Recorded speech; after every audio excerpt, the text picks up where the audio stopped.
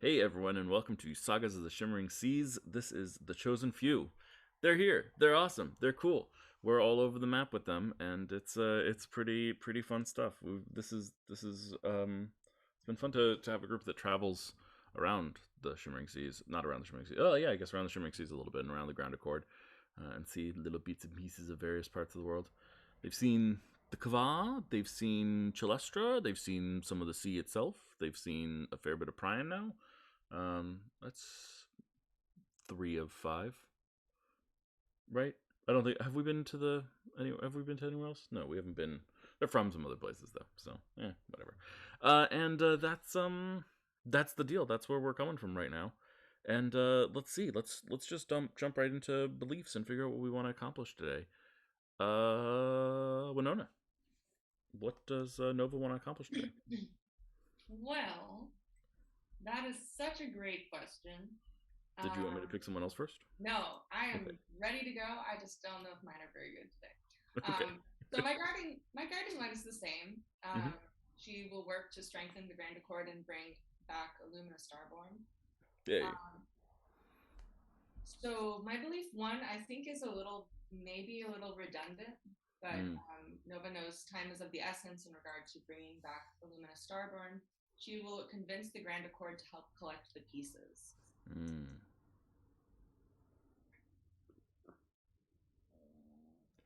Yeah, I mean we can certainly work with that.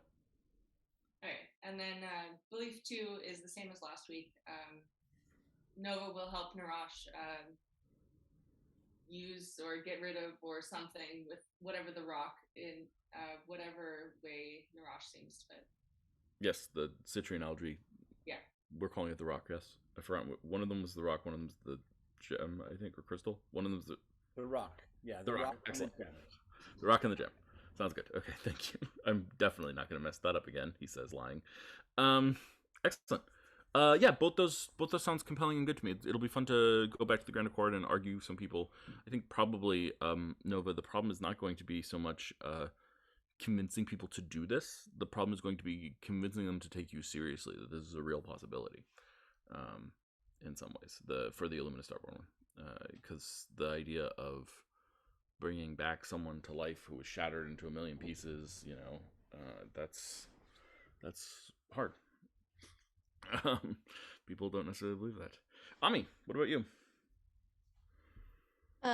So Thea's guiding light's the same. She wants to get closer to the team, have the team get closer. Uh, yeah, I think because we're in like a new place, my beliefs are a little bit open. So belief one, Thea has a cool new weapon and hasn't even tried it out yet. She'll find an inconspicuous place around the Grand Accord to do some target practice. We'll Ooh, see. Yeah, I don't know how open the Grand Accord is to like alien weaponry being fired off. So yeah, that's an interesting question. I mean, certainly we had last time we were here we fought in fighting pits, so it doesn't seem impossible to me that you could find that's a true. spot. Yeah. But doing some testing sounds like a good idea. I'm down. And belief two, Thea will make herself available to help her teammates in their various tasks around the Grand Accord. Okay, so you want a support role type belief Yeah. then? Yeah, good. I like it. Narash. Yeah, I have 1.5 beliefs, and Okay. my guiding light is the same. It's about understanding the scope of my planet's struggles and the comparative struggles of Isaim. And so my first belief is, learning of the worsening plight of Dregma and the imprisonment of his father, Narash is near the end of his rope. He will use all his skills of persuasion to seek an alliance between Dregma and the Grand Accord, but he won't be taking no for an answer. That's a great belief. I love that. Thank you. So the second belief, I have one written, but I also have a second one in mind that might be better. Okay. Uh, Currently, my second belief is the rock is the key to returning citrine algae to Dragma, and as soon as possible, Narash will pass through it and get his bearings in order to find a way to contact the council. Someone want to come with? I love it. Oh man, I love it. So That's awesome. maybe that's the one then, because the other thing is Mhm. that Narash doesn't know what the hell the Grand Accord is, right? Mm, And I think that in my mind and in Narash's mind, the Grand Accord was a secret society and mm, not an actual location mm. until we were doing this teleporting thing. Sure. So the other possibility is like learning about the Grand Accord and how best I fit into the scheme of things. Yeah, that's a great one too. I thought of changing that because I'm not sure that with the kind of current scope of what we need to do, whether I'd be able to travel to Dregma right away. I mean, it's worth finding out. I think the other one that you came up with there, the sort of get to know the scope of the Grand Accord and things like that. I actually think that might just be encapsulated inside of your first belief. Yeah. Right. If you're trying to form an alliance with them, you're trying to form an alliance with something, and to know how to form an alliance, you have to sort of understand it to a certain extent. So, yeah, that's what I would argue. Okay, I'll potentially my first two then. Yeah, potentially. John. All right. How's Timothy doing? All right. Well, as always, Timothy's guiding light is abhorring the loss of innocent life. He will jeopardize himself and the mission to save even one life. And I think we have some good synergy here today because number one is spurred on by scientific discovery. Timothy will encourage someone to go through the portal stone. Can we shrink Nova? Yes. I love it. Sorry. Very excited about this. Number two, upon hearing that, I kind of reworked this from last week. Upon hearing that Prion declared war on Chelestra, Timothy will offer his services to the Grand Accord and push them toward peacefully intervening. Interesting. How naive is Timothy? Question. I'm just like let me rephrase that. How realistic is Timothy about the possibility of this being peaceful? I think he wants to start there. You know. Yeah. And then I think he would settle for as few casualties as possible. I have a crazy idea about something that you could do for that, but it would be off the wall, and I'm certainly not going to give it to you. I need you. You would have to think of something. And that brings us to last but not least, Nika. How is Celexa doing? She's let's see. I think that, I mean, for everybody, like suddenly being in the Grand Accord is a big change, right? We've been on the move for a long time, feels like. So guiding light, she knows that something or someone has been jerking their runs since the beginning. She'll find out who it is and what they want and make sure they don't get it. Okay, so belief one, I think is going to be around like now since they're back in the Grand Accord. I think she is going to try and reconnect with Professor Recha. And she has a few things in mind, but I think that one of the things that she maybe wants to do is like, I'm trying to figure out how to word this still, but like try to get her help with the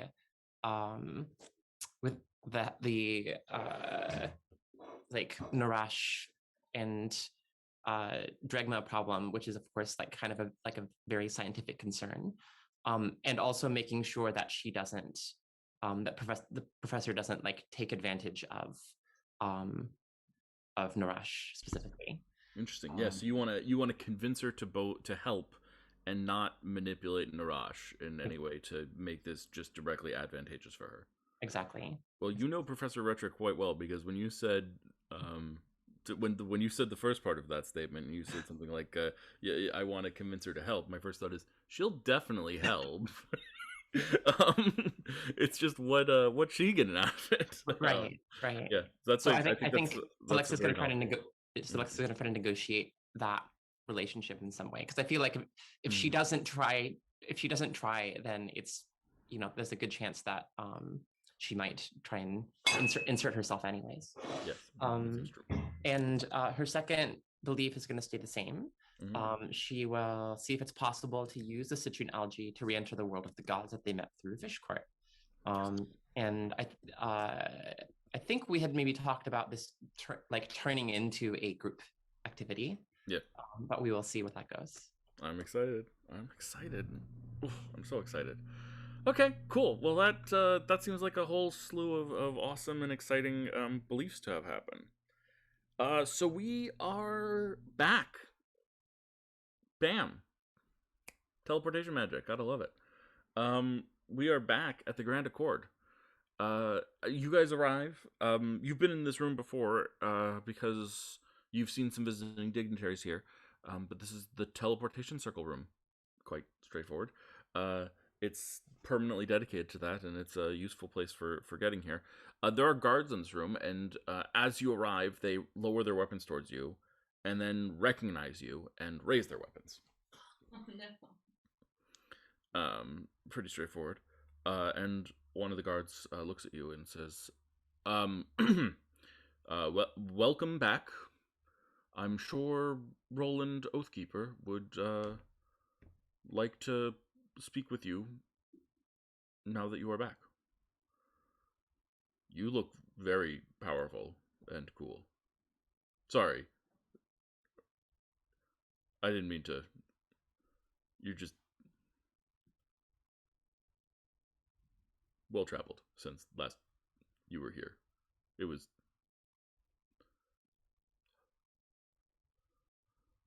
Sorry.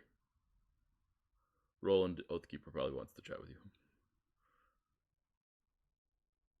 I feel like um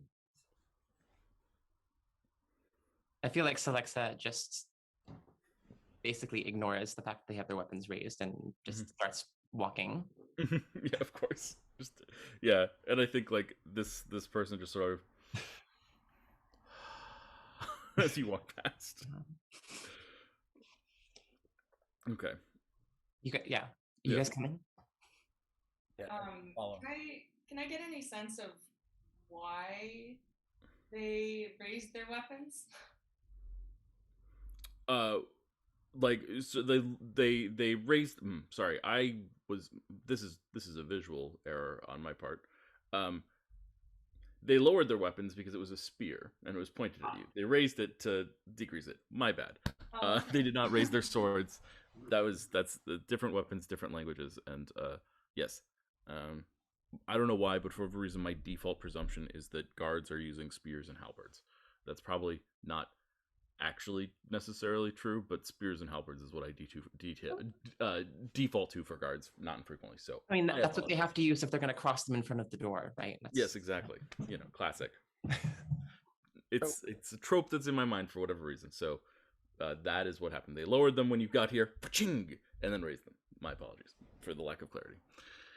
So I think Josh is like looking around, trying to get a sense of like where we are. I think everyone else has maybe been here before, but like are we in some sort of like government building? Does it? How does it appear? It looks like a stone room, but it's gilded with silver and gold. It looks super expensive and a little gaudy. Okay. There's also no doors or windows. There's no windows. Sorry, there's just the door. So you guys exit the building and find yourselves in the open square, the quad, as it's referred to, here in the floating city of Terravest. And here in Orange is where you get your first real view of this place. Everything is overdone and gaudy, but then has a veneer of functionality around it. Like, it used to be something that was magnificently over the top and showcasing its wealth, but now people are trying to like re-practicalize it. So you see these buildings that are gilded and covered with these fancy over the top things. Whole buildings made of glass, which is one of the most expensive things you could possibly do. But then in front of it, they've got just like normal tables with people working on them, and it's sort of it's still a slightly weird aesthetic. It's not yet what it will be. It's clearly in a state of transition. And you guys head towards what used to be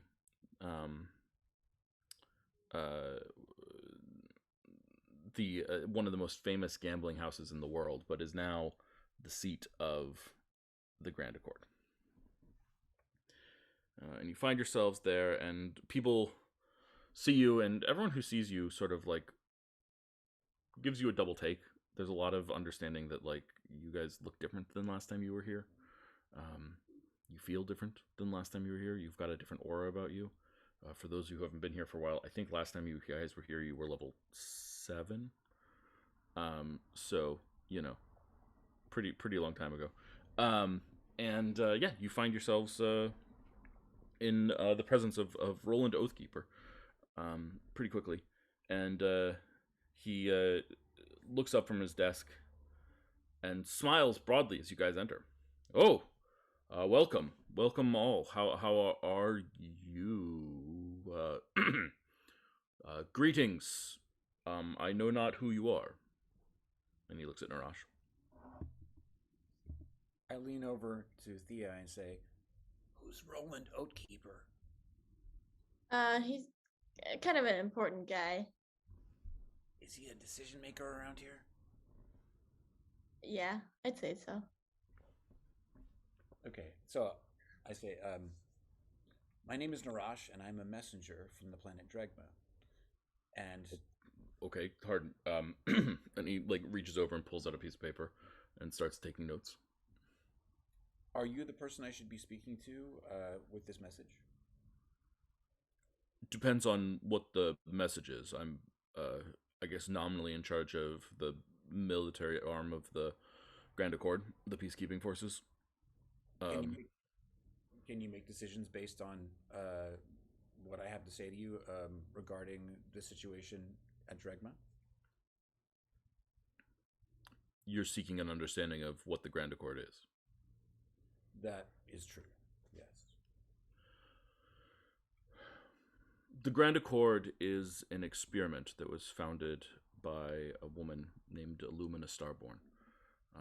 She forged peace between the major nations of the region in hopes of unifying people, of making them understand that there is more that unites them than divides them in this part of the world, at least, although hopefully long-term on all of them. She is sadly passed on. But in her wake, we have 3 people who are the leaders of the Grand Accord. Myself, Sexoli Recha, who is in charge of our science and information wing, and Ara Lightpath, who's our diplomat. But all the member nations have say in what happens with the Grand Accord. It is not a one voice rules all, or even all 3 voices rule all. It is 3 representing the many and their choice and their will. Well, I have one more question for you, and then I'll deliver my message. Please. What is your disposition with regard to the Empire? We are still learning that right now. Our understanding of alien life was existent, but not exactly formalized in a large extent until relatively recently. A couple days ago, we received an emissary from the moon who explained a fair bit of things that we weren't aware of or weren't expecting. And so now we begin to uncover more. Technically, our understanding right now is that the Empire has territory on every direction around us. They have conquered, or I guess, exist in areas around everything that is Isaim. And they are large.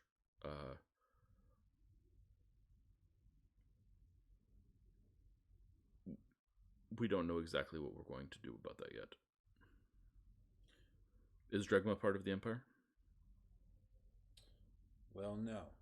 And the message that I have to deliver to you is this. The Council of Dregma seeks an alliance with the Grand Accord to help essentially fight against the Empire, which is currently occupying Dregma. Can we count on your assistance?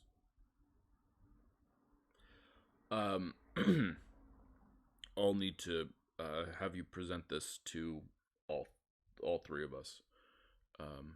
But I will guarantee that you will have a time to do so shortly. That satisfies me. Thank you. You four have returned, and most importantly, I want to Celexa. You look well. You have recovered. Last we heard, you were. Oh, I mean, yeah, wasn't that big a deal, really. It was fine. Yeah, I mean, nothing to worry about. not to diminish the claim, not to doubt your claim there, but I.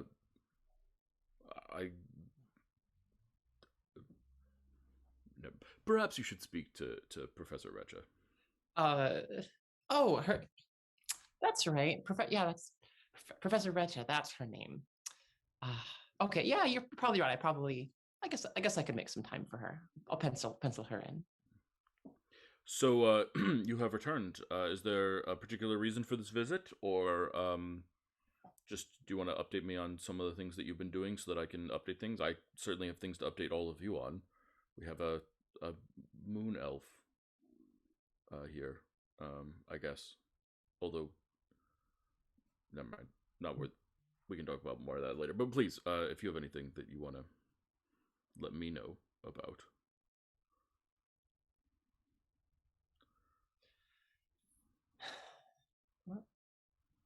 I think we definitely have some things we would like to tell you, but maybe we should do that in the morning. Out of game, I think we have not slept in a long time. Oh yes, of course. I'll have rooms prepared for you all. Would you prefer to report to me, or do you want Ara there as well, or Professor Recha, or all three of us? Obviously, we're having a full formal delegation from another planet. I don't know. Are you guys? Sorry, this is.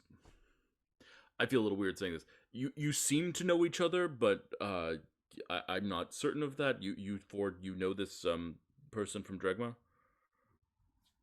Oh yeah, and we trust it a lot. Oh, okay. Have you been off planet? We've not been off planet. We've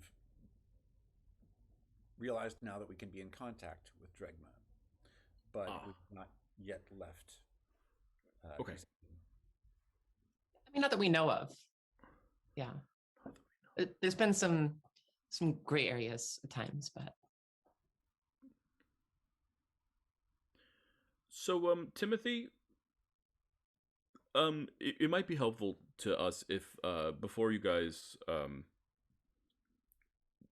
retire for the evening, if you could do me a favor and write up like a report of some of your adventures, that I can then circulate to the rest of the council so that we can, then speed things along in the meeting so you don't have to just recount every single thing that you've done, to any, and rather restrict it to some of the more important moments.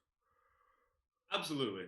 Writing such a thesis is entirely up my alley. You are talking to the right lizard folk.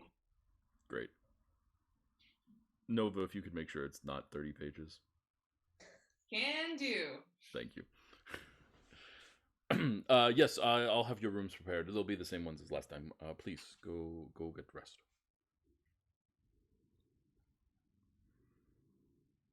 And you guys go get rest. Yeah, feel free to take a long rest, everyone.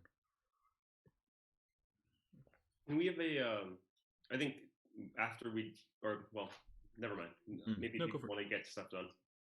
Timothy wants to have a quick huddle up before we do the formal meeting, though. Okay. Yeah. Everyone take a long rest, and then in the morning you awaken, and Timothy wants to have a huddle. So, my question is, can I, like, what happens when I go to my old room at Professor Recha's? Oh my God! I totally forgot that you were there. Thank you. Is she, like, can I like get in or whatever? Like, is the room unoccupied? Yeah. I think. I mean, you still have the key. You didn't lose anything, right? So, yeah. So of course. So you have no problem getting in. Oh, okay. Cool. Yeah. and she has her experiments bubbling, and she's not really looking. She doesn't really notice that someone's behind her, or at least she seems not to notice that someone's behind her. Oh, so I mean, I feel like Celexa would probably just like can I just go to my room without her noticing? Yeah, roll a stealth check. Yeah. Okay.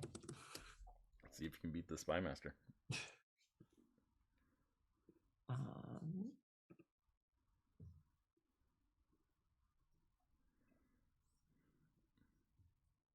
Probably not, but I Passive feel like perception's only 17. nope, 11. Okay. She So I'm just walking to walking to my room. yeah, I mean, I think her default assumption is that you were a bad spy, and like not her assistant, because she's not looking at you; she's just listening. Yeah. And I think you just hear her voice threaten you. She says something like, "I wouldn't enter that room without permission."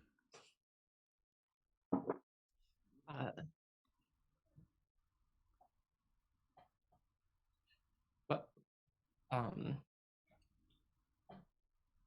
well, I think you've already given it once, so she spins onto the spot and stares at you. Celexa? I mean, we've met, right? You're okay.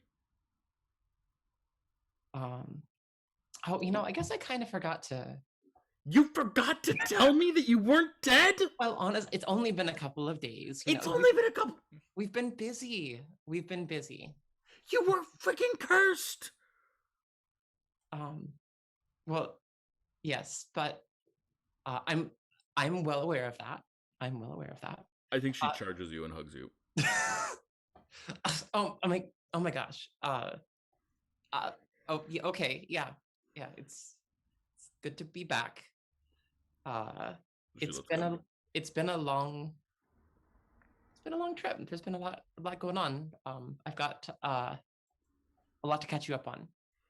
Good. I'm well, I'm quite glad of that. I would like to be caught up on everything that I can be caught up on, but you're good. You're good. All things are good. You don't have to you didn't find a cure by I don't know, sacrificing anything to a dark deity or something like that, cuz I have another spy that was in a situation and they ended up sacrificing something to a dark deity in order to get rid of their curse. Sorry, but you don't have to do anything that makes you evil or anything like that. You're good now? Yeah, I mean, yeah, I think we're good. I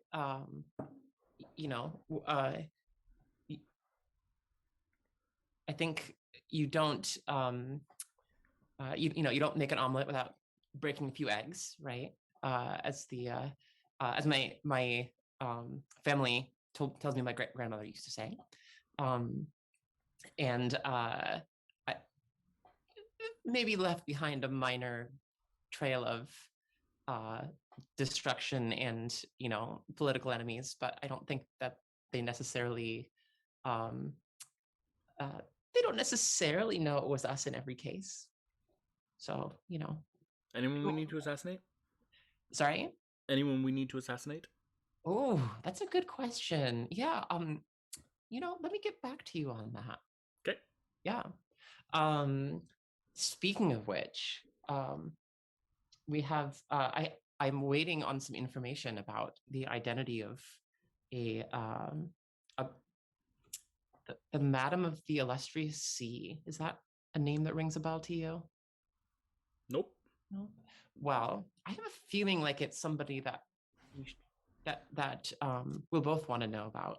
And to that end, I'm gonna need to ask you for the other sending stone, the one that I had to give mine away to an informant.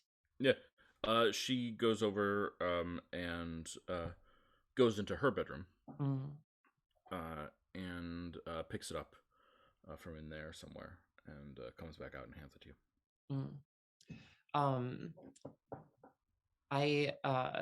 Oh, perfect. I will yeah, I'll let you know when I know more. And in case in case it comes up, and I'm sure it will.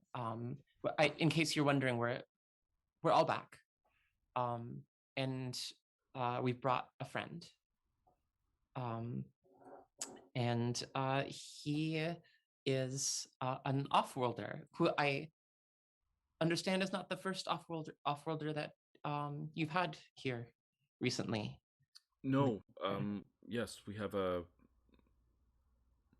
moon elf. Mm. I think that you and Narash, I feel like you'll get along famously. You two seem like you have many aligned interests and potentially a lot to learn from each other. And so I'll make sure to, well, I haven't really talked to him about you much per se, but I want to have a discussion. I'll talk to him and see if I can kind of bring him around to introduce you.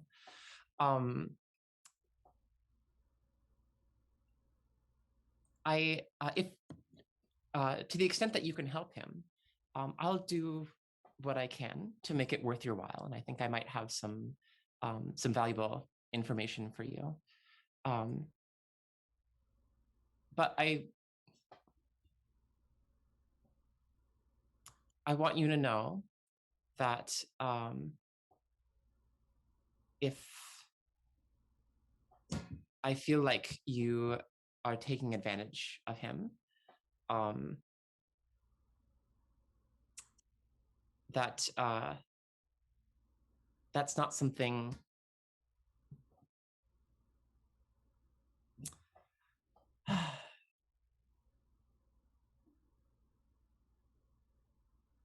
that's not something I would suggest for any of my friends or allies. Yeah, I think that I would want to advise you, to advise any of my friends or allies who might think of taking advantage of an innocent off-worlder, that he's much more capable and powerful than some people might think on first meeting him, and not to underestimate him or the abilities of his allies. Yeah, roll a persuasion check.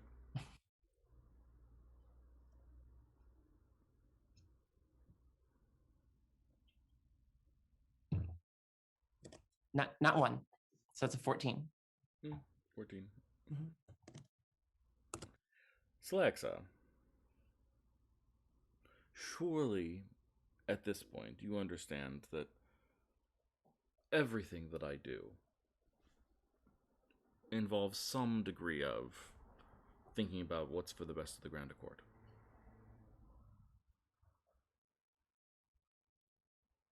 That's everything. Now you tell me this person's a nice person, you ask me not to take advantage, I won't take advantage. But there's gonna be a mutual thing going on, no matter what, okay? That's the way it is. It's my job. Roland won't think like that. Ara would never think like that, so I have to. Okay? I know you too well. And I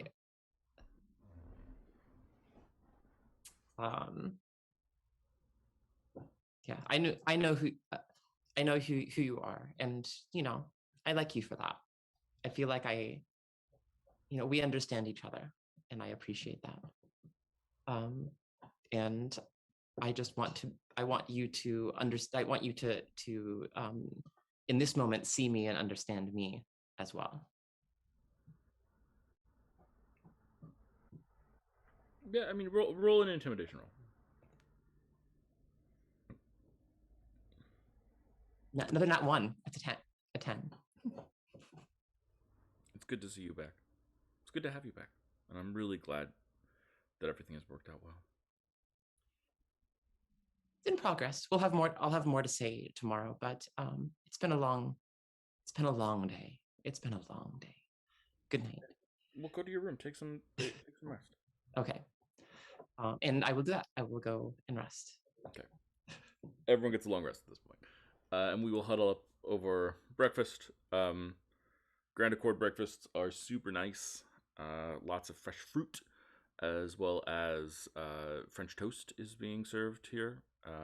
Probably under a different name, just statistically speaking, but they do have bread and egg and baked, whatever, blah, blah, made like French toast is made, as well as frittatas. So, It makes me wonder, like, what's the France of the Shimmering Seas? Like, what is the France of the Shimmering Seas? I Cavani don't and think. toast. Sorry, say again. Cavani and toast. Cavani and toast. I don't think any of them really are at all related to France. I think, yeah, no, I don't think any of them are all. it was a French. silly question. Yeah. Also, I don't think French toast is really French. Is it? Probably Belgian. That sounds right. Yeah. Oh gosh. Okay. So French toast obviously was created at one of the Wizard Towers. For the first time. It was an accident, but it's become quite popular. Probably the Tower of Discovery. Yeah, there you go. So that makes it Southern Chalestrin. Okay. Now we've established that. And you all huddle. Yeah, it's like a breakfasty area, so there are other people around, but most people are sort of eating on their own or with their groups of friends. I wouldn't call it like the most secret of private places, but it is like listening in on someone would be a thing that people would do. It would be like it would be like a thing that you would have to make an effort to do. It's not like you're going to be just overheard.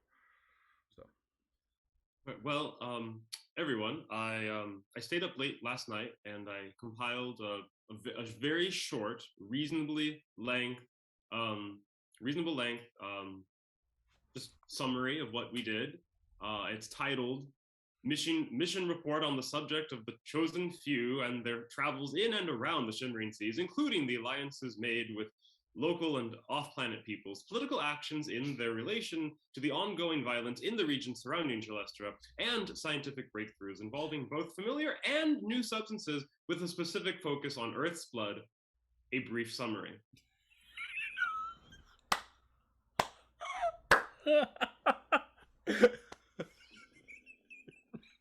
But you could have just titled it "What We Did This Summer." that's I suppose that is true, although we traveled around the globe, so I don't think we were always in summer, just depending on the hemisphere. Anyway, what's important though is, does any of this need to be redacted? That's why I thought we should meet. Like, is there anything we shouldn't tell them? Well, Go ahead. There's the part about the how we may or may not have brainwashed the leader of our opposition. Chalestra? Maybe we should put in there that we know that happened, but maybe not that we did it, unless you think they already know.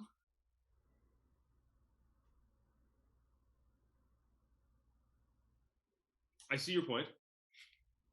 I'm gonna just make a few changes there. I feel like if we tell them that it happened, that they're going to know that we did it, if they don't already. I don't know. What are you concerned about Oceana? Is that what you're worried about?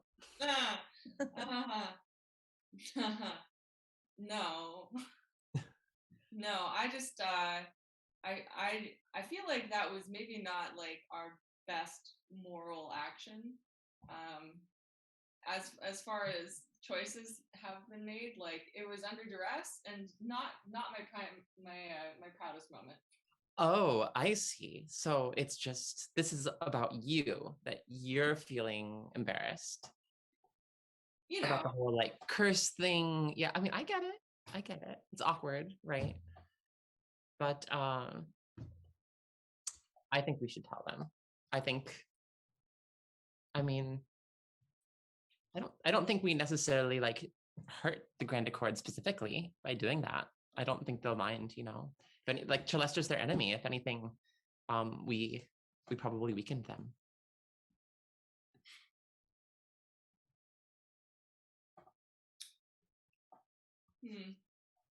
I'm just not sure it's gonna make us look very good as a team.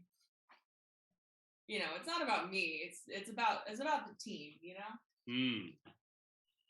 Well, what are they using this report for? Just for them to know what's going on? I think so. Well, look at it this way. If the Grand Accord is you know, on basically helping to fight Chelestra, isn't it better that they know what's going on with the leaders of the Chelestran government? Isn't that important information? Yeah, I think as long as they don't share that information with anybody else, that's fine if they know. I mean, Chelestra already tried to convince like someone that we killed the king. Are they still saying that? That's actually true. That might have made its way back here already. Just like, are they still saying that? Has he been like absent for several days? Yeah. So no, they're going with assassination attempt. Okay. A foiled assassination attempt, foiled by the great patriotic blah blah blah blah blah blah blah blah blah. The things that I'm wondering about, like whether we want them discussed out in the open. One would be Fish Court. I don't know if they're even gonna like believe. Like, are we just gonna come across as, you know, crazy? They're gonna think that we just you know, we're seeing things or made it up, or I don't know. That seems like that might be a lot to float, so to speak, in a just like general report to Roland. I don't know how he'll take it. So I wouldn't mind maybe leaving that out. And then the other thing, I guess, is that we should ask Naresh what he wants known about his whole deal, about this whole deal. I think it would be enough for me to say that I came here seeking, on the one hand, help for Dregma, which I can go into detail about when I meet them, but also I think it's okay to mention that we essentially have seemed to potentially have foiled the attempt of my sister Shadra to make her own kind of brand of the citrine algae, which would have been a really powerful tool for the Empire. So I don't know that we've done that, but I think the destruction that was wreaked in the lab might have really brought her operation to a halt. And my vision, when I touched the Starborn gem, seemed to confirm that. On another note, sorry. On another note, I wonder if it's a good idea for us to mention the sort of rumblings we were hearing in Prion about people's unhappiness with the leadership of the Grand Accord. That might be something that they don't even know about yet, and could be a kind of bargaining tool for us. Oh, absolutely. Yes. Did you, Timothy, did you write about that in your report? Timothy like flips through. Oh, yes, it is in Appendix C. Oh, okay.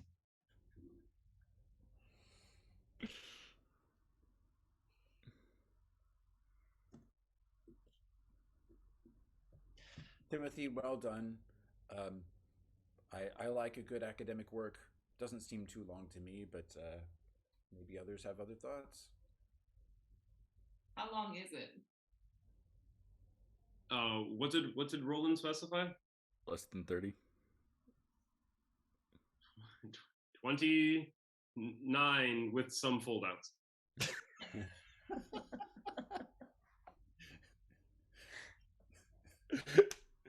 Oh man, academia humor, man. Academia humor.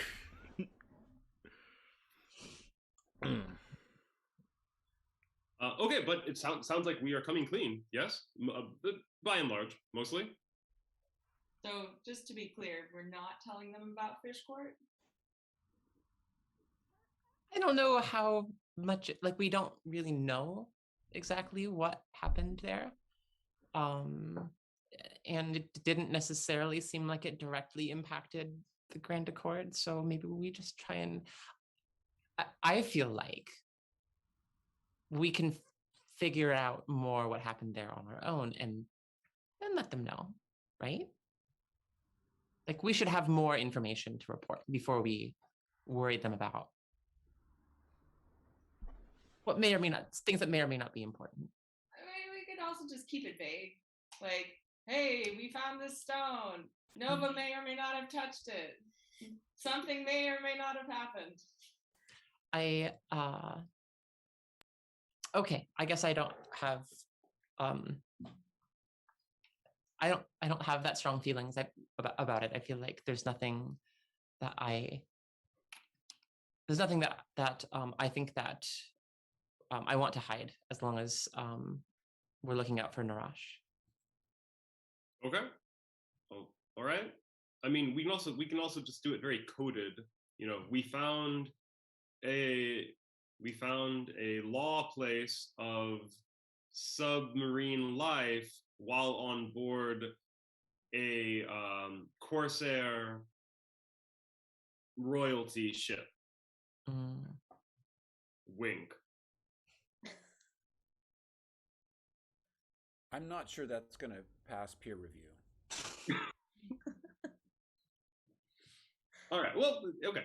Well, we'll. Seems like we have what we need. I guess more importantly is I wanted to make sure we knew what we were going to say and not say in the meeting that we're about to go into. No one's going to read this anyway, right? Just to make sure everyone's okay with this, I'm gonna say that, like, they should help us with the Illumina Starborn puzzle pieces. Is there any reason I shouldn't say that? Because I feel like it's a good idea. Is it possible that they'll ask to keep the gem? Is that an issue? I don't know to what degree we're taking upon ourselves the reassembly of these pieces. And by having them not in our hands,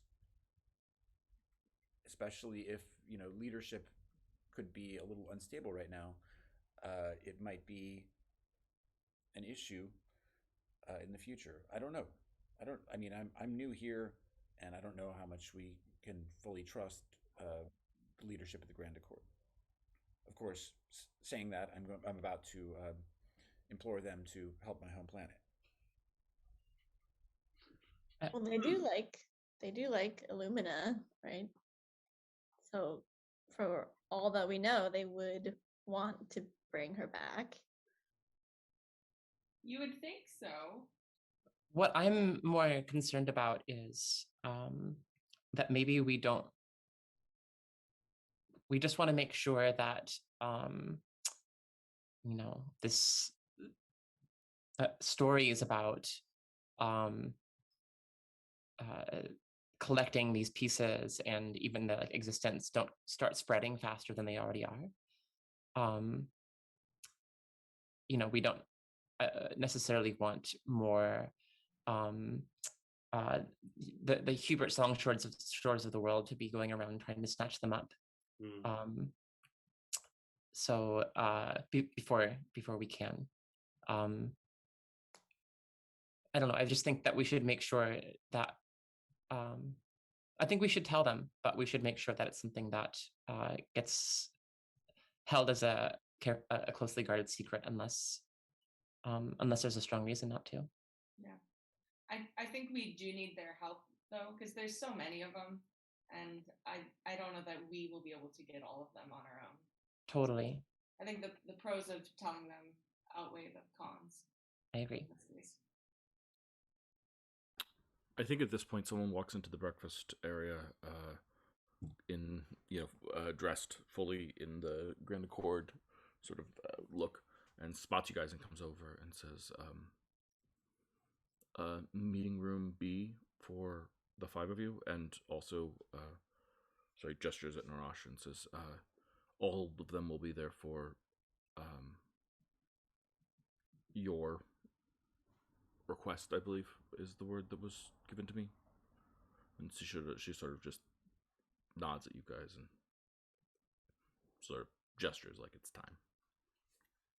So as we're getting up, I'm like, Narash is going to just have everyone hold off for just a second and say, after we go through with speaking to the Grand Accord, presuming we're not required to leave right away, I'd like to ask if someone will come with me through the rock to Dregma on a hopefully short quest to figure out where the portal leads and to give a message to the elders of Dregma about the potential return of citrine algae. I don't know how long it'll take, and I'm able to take one person with me unless some of you have powers that I don't know of to shrink yourselves. You have to be about the size of my arm, and he holds out his kind of spindly lizard arm. I am larger than that, but I am on board with this plan. It doesn't have to be me, but absolutely someone should go through there. I do happen to enjoy a good swamp. I'd be happy to go if nobody else wants to.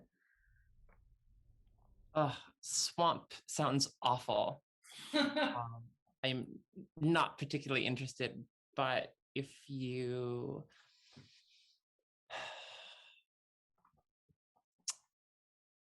happen to think that you can while you're there, if you can find a place that has a circle like the one that brought us here, then I guess I can go through with you later, and if I look at it, if I study it, I can learn how to bring us all there. So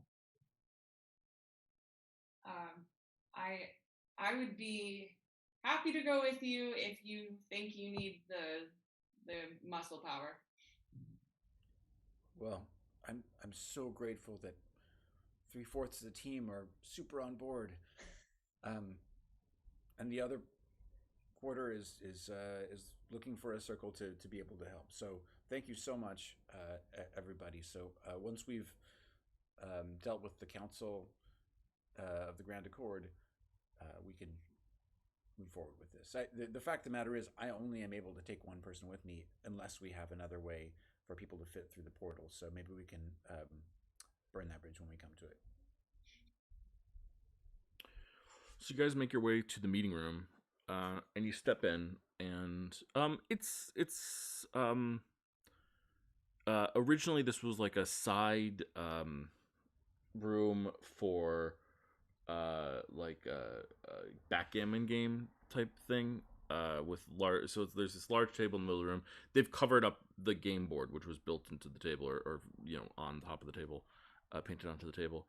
And it now just looks like sort of a normal meeting room, although it is quite nice again. All this sort of really fine artistry of wood carvings with gilded paint on them. And there's 4 people in the room. You see Roland in his heavy, well-used armor. You see Professor Recha in her lab coat.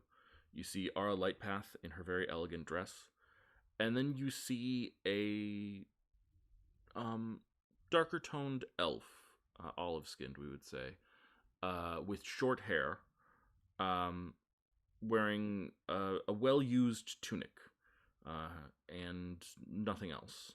Just sort of leaning against the wall, and smiling friendly, like when you come in. Ara looks at you all and says, "To those of you that I know, greetings and welcome. I am grateful that you have returned well. I'm excited to read and hear about your adventures. I want to introduce to the four of you, this is Balefall, who goes by Bale, and he is our, I guess, advisor on interplanetary matters, which I think brings us to the fifth member of this troop, if I'm not mistaken. Greetings, Narash, and welcome to Isaim. I hope that your time here has been as positive as it can be, and I am grateful now for the opportunity to meet with you, and hope that we can hear and listen to your request." Well, thank you for such a gracious greeting. I'm Narash from the planet Dregma. May I first just ask? I've met Mr. His Eminence, Mr. Oathkeeper, but I don't know if I understand your roles, respective roles in the Grand Accord. The three of us are meant to guide the decisions of the Grand Accord, to help. It turns out that a governing body, at least Illumina Starborn, our founder, believed that a governing body that was just ambassadors would just bicker. And so having people who are of no nation, but instead dedicated to the peace between all nations, and having that be what we believe in, can help to ease and secure the peace that we all hope for. So Sexoli Recha here, Professor Recha, is in charge of information exchange, scientific research between the countries, and developing ideas and plans to make things happen. And Roland here is in charge of training and defense, and also supporting our teams that we have that go out, that attempt to solve problems between nations when we can.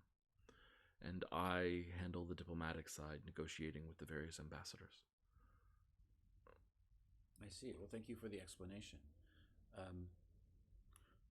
The planet that I come from, Dregma, has always been a peaceful planet, and our the beings that live on the planet really are devoted mostly to knowledge and free trade of goods and information.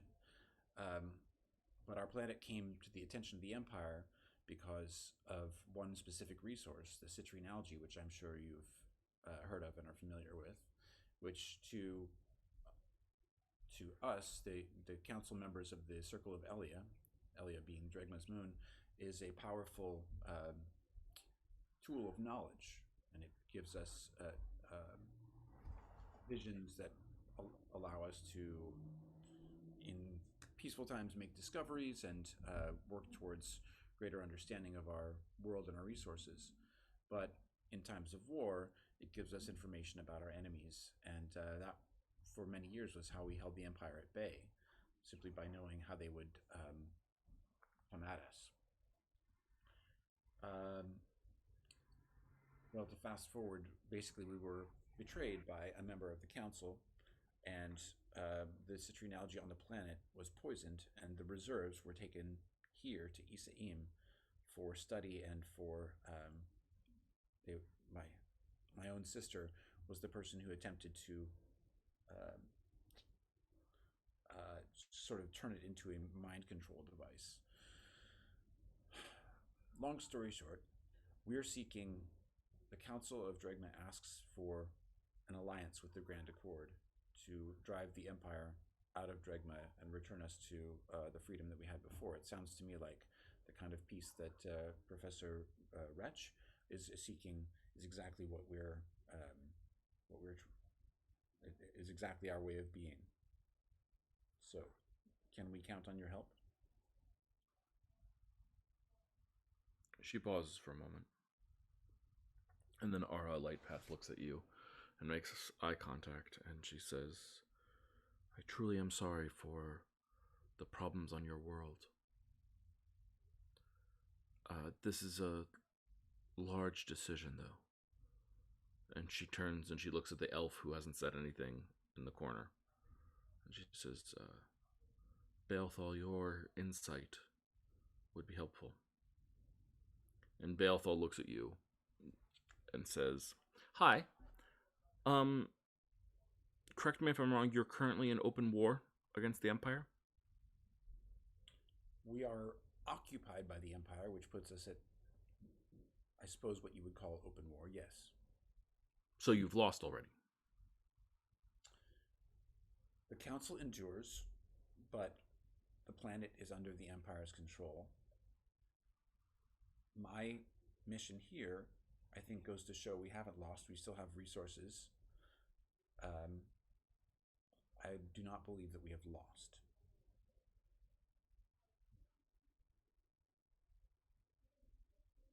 He looks over at our Lightpath and seems not to say anything for a second or two. And then she nods. And she looks at you and she says,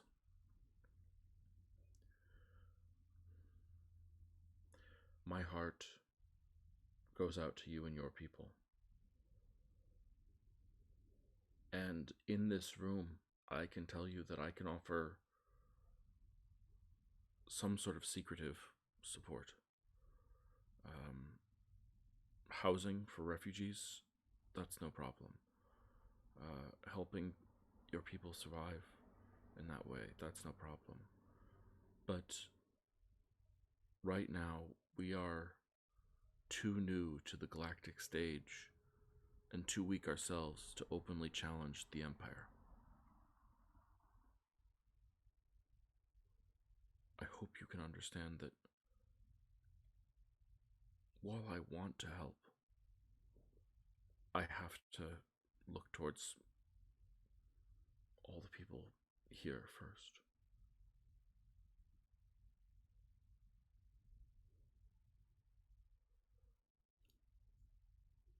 The three of them are seated at some sort of, you described like a table, like a backgammon table. Is that what you said? Yeah. So I'm gonna approach a few steps closer and say, I'm afraid that's not acceptable. You see, I've been working with this corps of adventurers, and essentially we've been working on behalf of the Grand Accord. And we are a powerful team. I'm part of that powerful team. And I think after the 5 or so hours you take reading Timothy's document, you'll see that we've accomplished quite a lot. And maybe I should make something clear. As allies, we haven't lost, I say again. And as allies, we can provide both critical knowledge, I suppose you would call it intelligence, through our powers with the citrine algae. And even though it's not our inclination, we are warriors. We bring something to the table. Does anyone else want to speak up before our replies?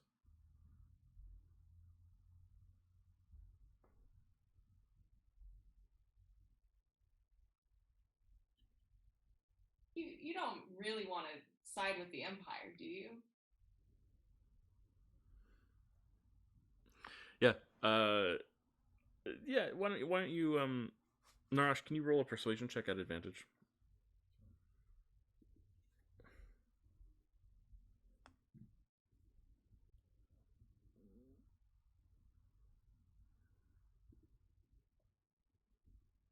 $23.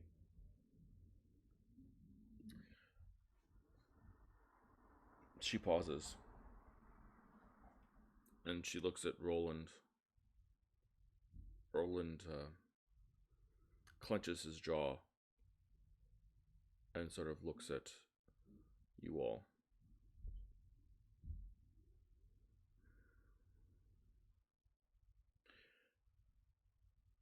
We have no realistic military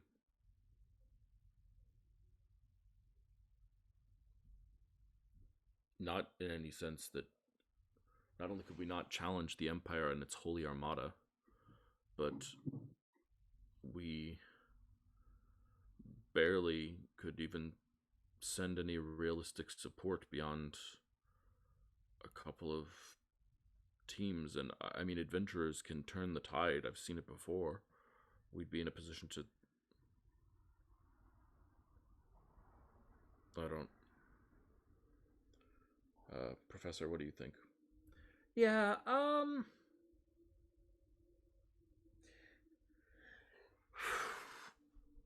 It seems to me like just on a default level, we're not talking about any sort of open warfare with the Empire, right? You're already an occupied people. Open warfare is more likely to hurt you than it is to hurt the Empire.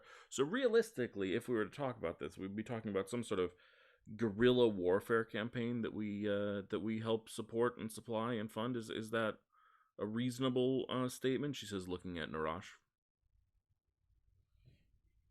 yes, and I think that you can count on the people of Dregma to be completely on board with that if we have the support and guidance of the Grand Accord. You see, while we are warriors, we're not accustomed to functioning as an army per se, and so any kind of strategic help that you can provide, and just the power of your name will help encourage the people of my planet. The fear, says the elf standing in the corner, is that the name may encourage the people of your planet, but it may also encourage the Empire to view this planet as hostile. Whereas right now, there is a uneasy truce. I look at Bale and I say, really, a truce? It sounds like you've already lost.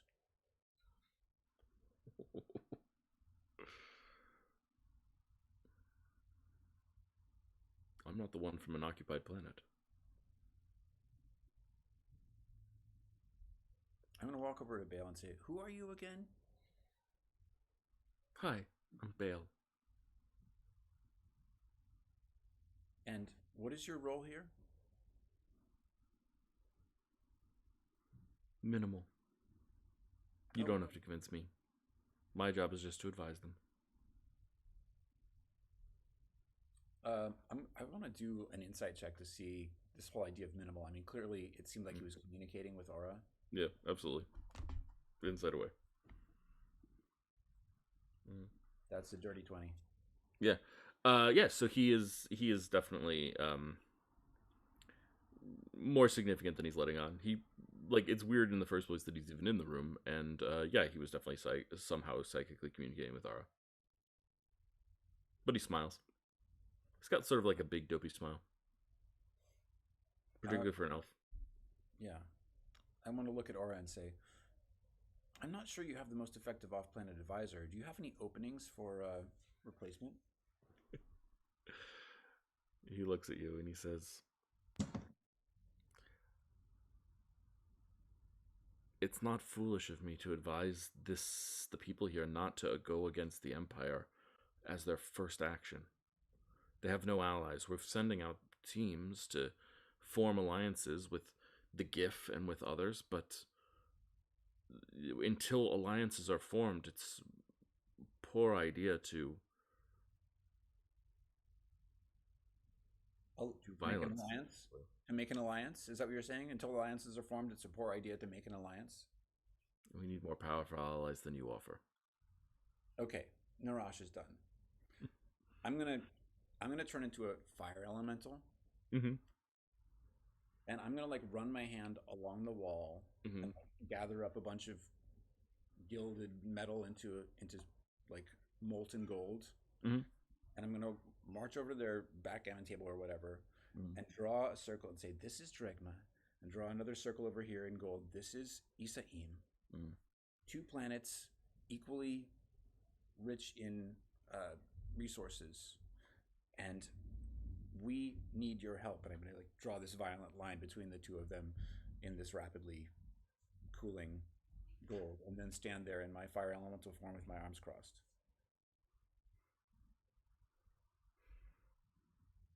Yeah. Bale's gonna just walk over and sort of looks you up and down, and just punches your fire elemental in the gut. Can you roll a Constitution saving throw as a fire elemental? I can. I'm not quite sure how to do that. Yeah. Let's see. I probably have it somewhere. Hold on.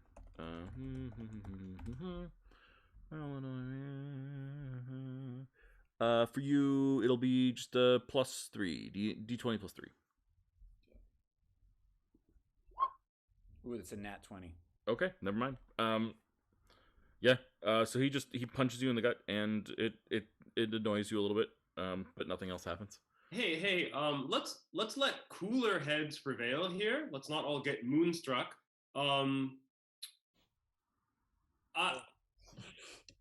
What's gonna... Okay. What if we had something that would help turn the tide against them, the Empire? Exactly. Mm-hmm. Just what I was thinking. I'm surprised, but okay. What did you... The scope of the Empire is so large that a tool that would help you turn the tide against the Empire would be ill-advised on this, even to have it here. But okay, I'll entertain the idea. Tell me about it. Oh, let's say it at the same time, since we have the same idea, apparently, huh? Yeah. Okay. 3, 2, 1. Their Illumina ships. Starborn.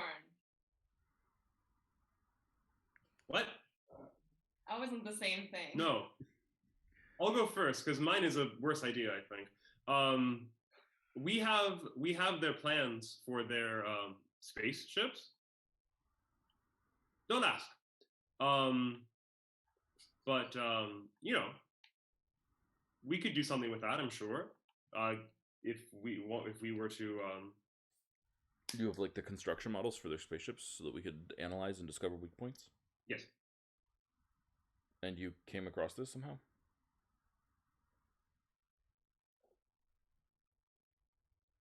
Legally?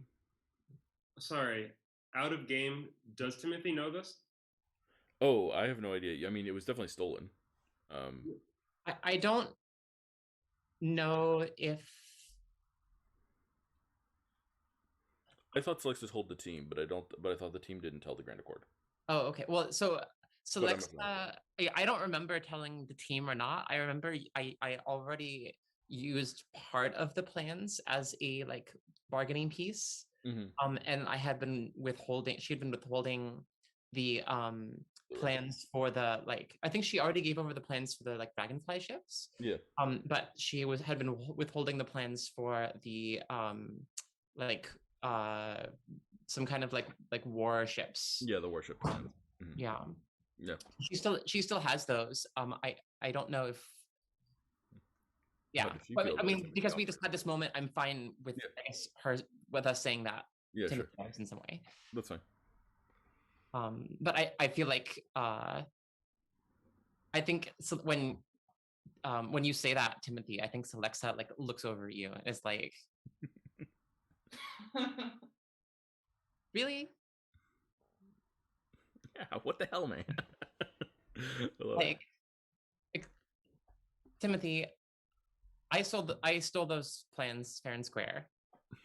It's you know, not for you to just be like throwing them around like they're you know, like they're party favors.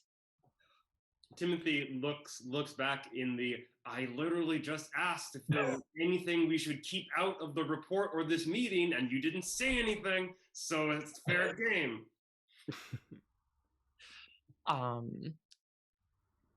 Well, I mean, to be fair, this happened before we left Grand Accord. So, anyways, I want to know more about what Nova's thinking. And I guess I have to say, like, I'm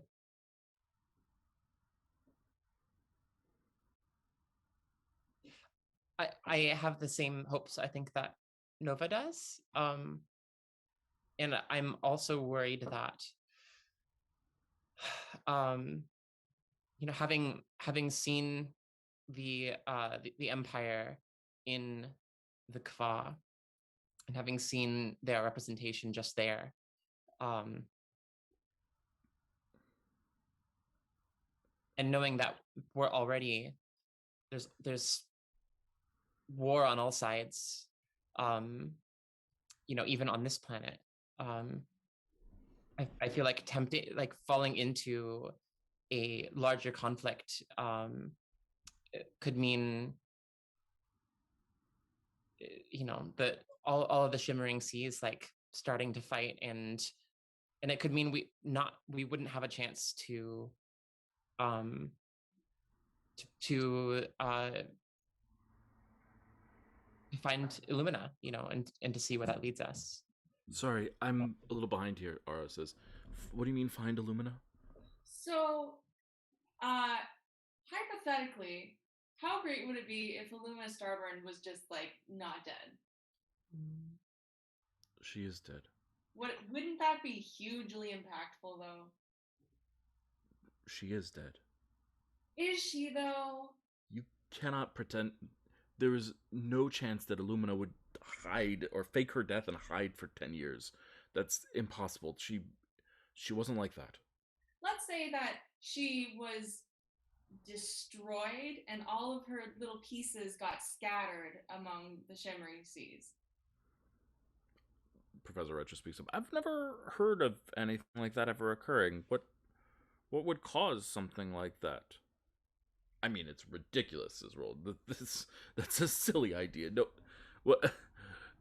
You think we didn't try to resurrect her immediately? You think that we didn't call in favors from high-level people? There was nothing left to resurrect. Exactly. What do you mean? They're all hidden. All the little pieces. Well, we found some. You found a... I'm sorry, you found a piece of Illumina? Yeah. We found like at least 3, right? Well, I mean, to be fair, we don't know exactly what they are or how they were made, or, you know, we're kind of guessing, but it seems like there's a vibe, you know, when there's just like a vibe, there's a definite vibe. Here, just hold this, and I with the gem. Mm-hmm. Past the fire elemental. And yeah, Ara reaches out and like trepidatiously takes it and holds it in her hands and just sort of looks at it.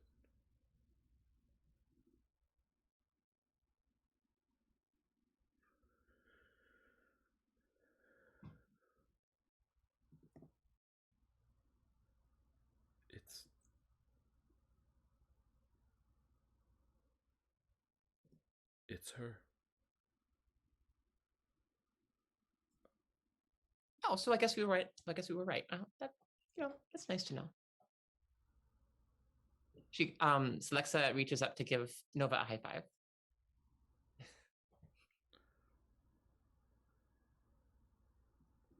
She turns to Roland and says, Illumina would never forgive us for turning our back on Dregma.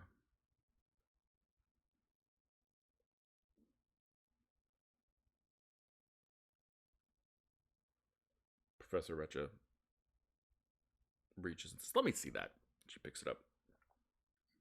And she also pauses as she's holding it.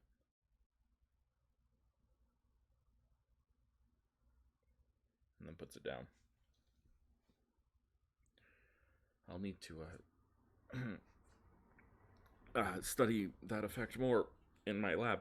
Um, Bale, thank you very much for your advice. Now we need different set of advice from you. We need to we need advice on how to make this happen. Wait, how to make what happen? How to support Dregma.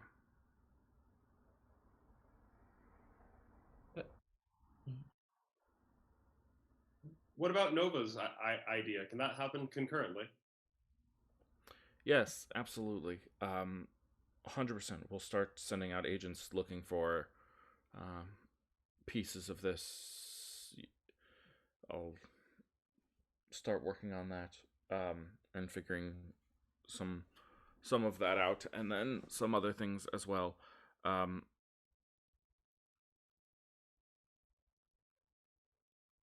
Balethal,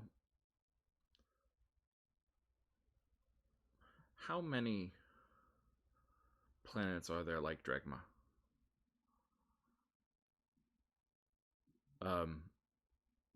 I have no idea what you mean. What do you mean like Dregna? On what lines are you making comparison? Planets that are currently subjugated by the Empire. That would have been recently enough subjugated that they would still see a revolt as a viable possibility. Balethal says, I have no idea, but I imagine Dregma's not alone in that.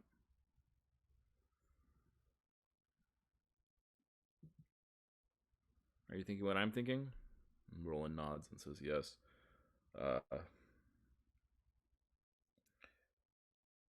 It's foolish to support one planet and draw the Empire's gaze to focus on just the two of us, but if we can instead insinuate and help to insinuate widespread revolts across the Empire, we can divide their resources and force them to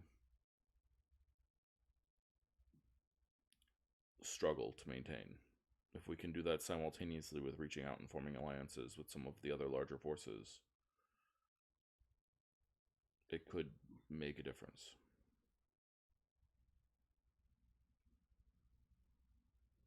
And with the addition of the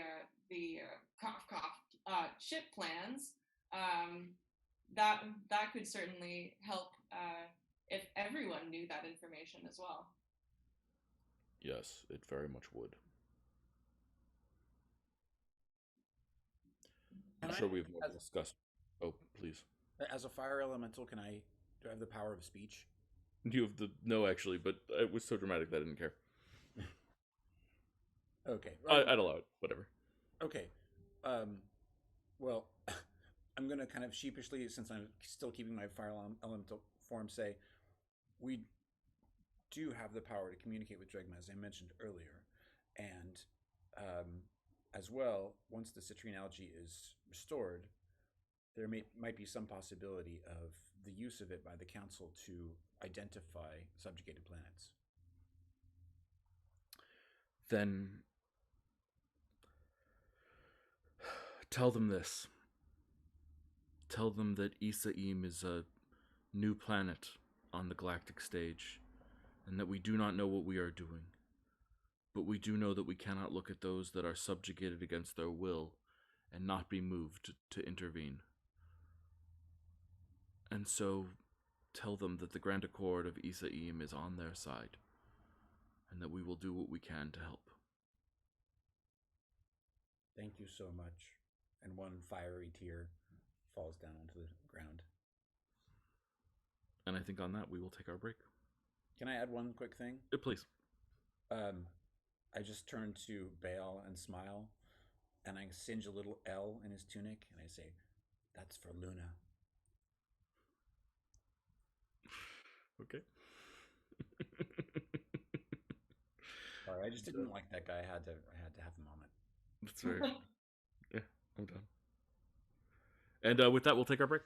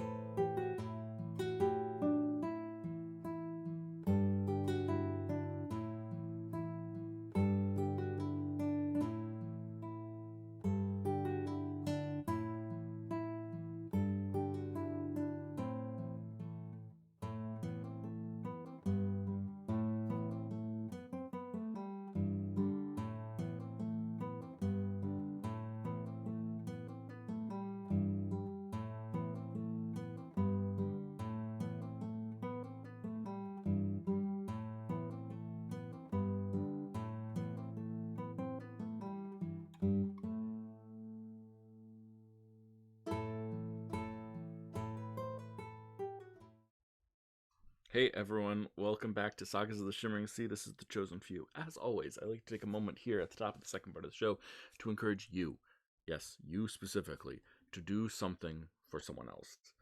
Turns out that being a person is really hard, and there's all sorts of aspects of it that make it hard, and any of those aspects might converge on any person at any point, and it makes it really messy to be alive, and frequently very difficult to figure out how to do that in a good way.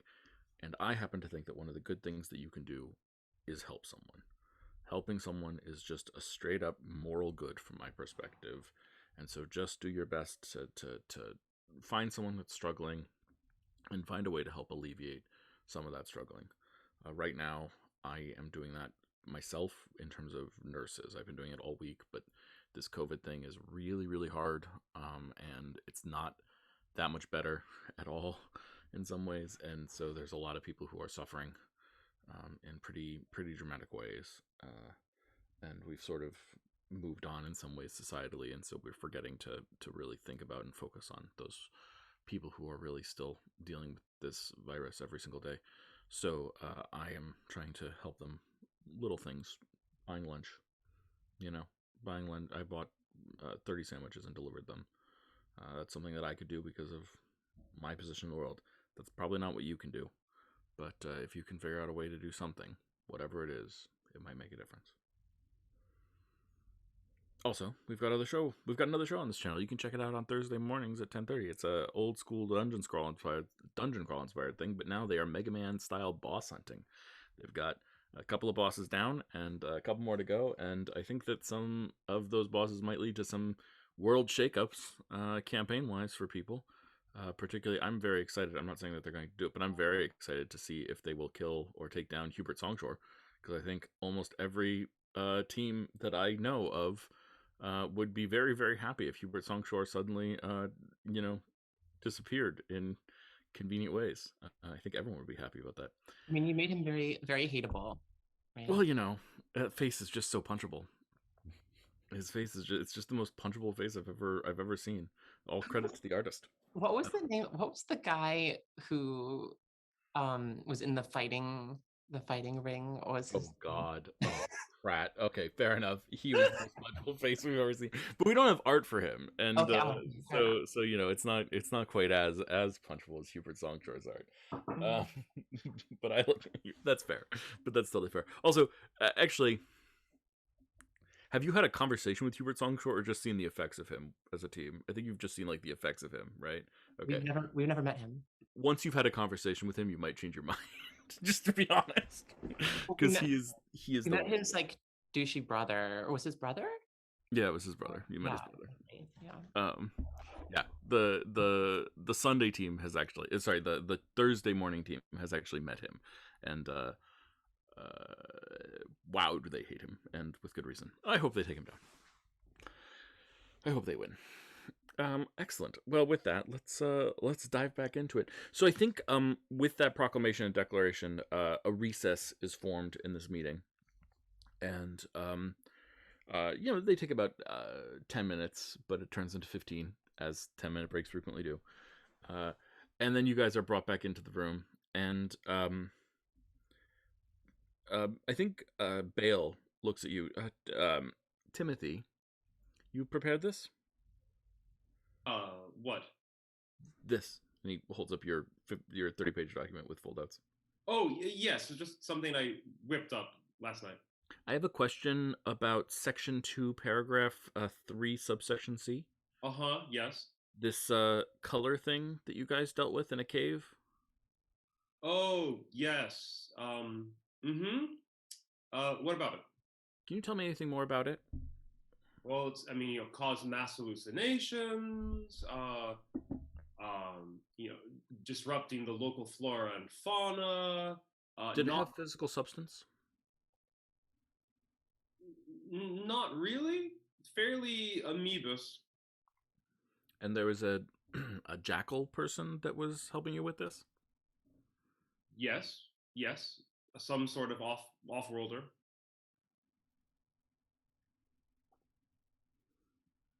Okay, thank you. Do you know him? I mean, I know not all of you know each other, but like, Oh, no, not at all. I'm more interested in the color. Do you know that? I have theories. That's different than knowledge. And they're not well founded enough to even have a hypothesis. Hmm.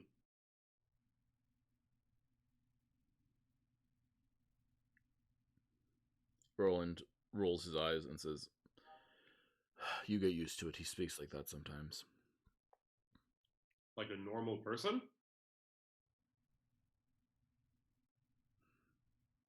Vague and cryptic is what I was thinking of. Ah. Oh, by the way, while we're on the subject, or rather, I guess while I have the floor, now that we are hashing out details for the international or interplanetary flight, can we also, keep an eye on the planetary flight? And perhaps we could stop all of our various factions from going to war. That'd be great. I mean, with each other while we have this looming. Do you have any suggestions?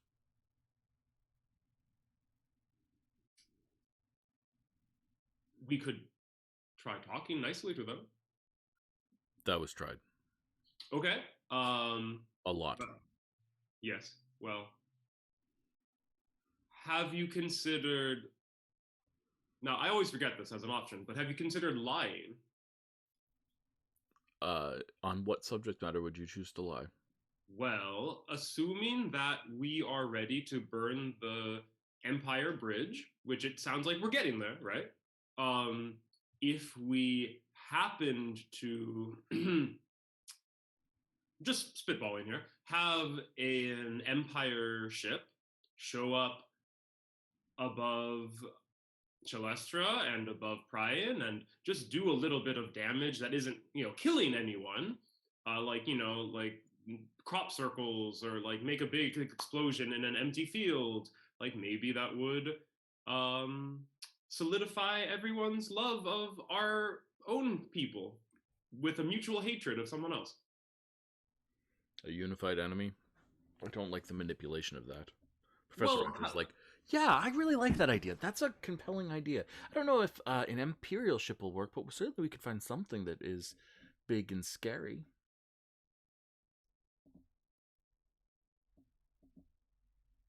yeah, I've been listening to Celexa quite a bit, so I've picked up on this deceit thing.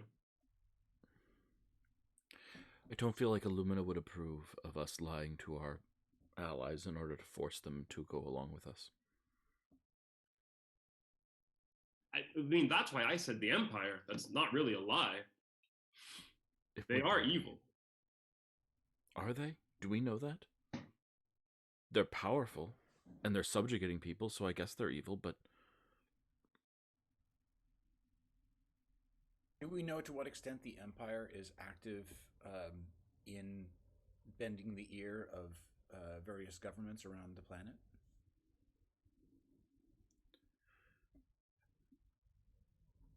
Yes, and that's another reason. The more involved they are in bending the ear of the various governments around the planet, the less likely the various governments around the planet will believe that an Imperial attack is real. You're muted, Nika. Okay, so maybe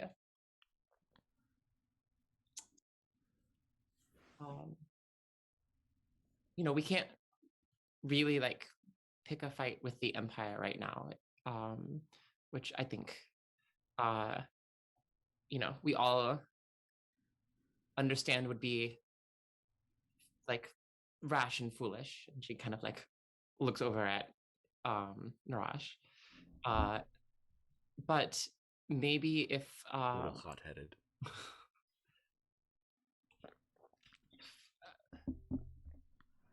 they're not the only off-world faction, potentially dangerous one, that is present on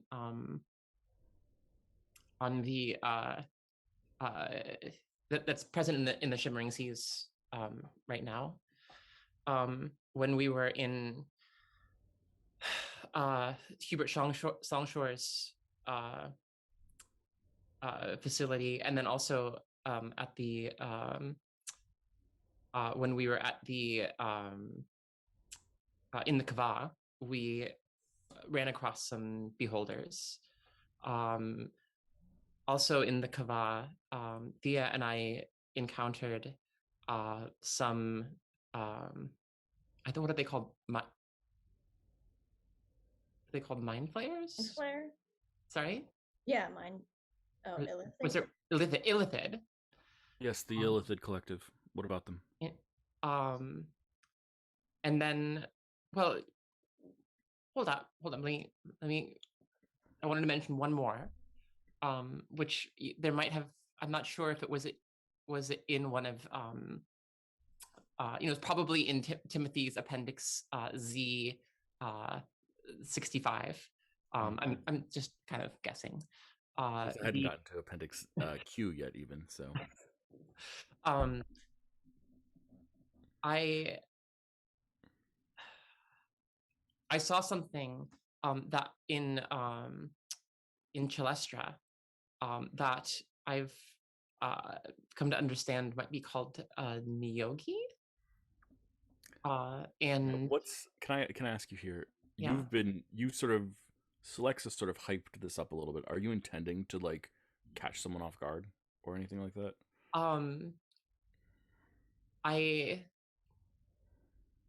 I think she's just kind of like thinking out loud right now. I think she doesn't know how people will react to this. I think she honestly doesn't know. Yeah, so I think as you say that, Bale drops all of the pieces of paper of Timothy's report, and they just like slip from his hand, and he just like, sorry, and he gets down, and he starts trying to reorganize them.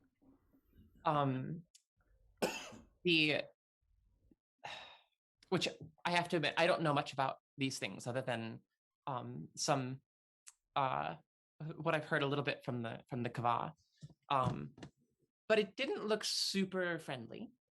And I'm sorry, I need to bail. You're saying that you saw a Niyogi here?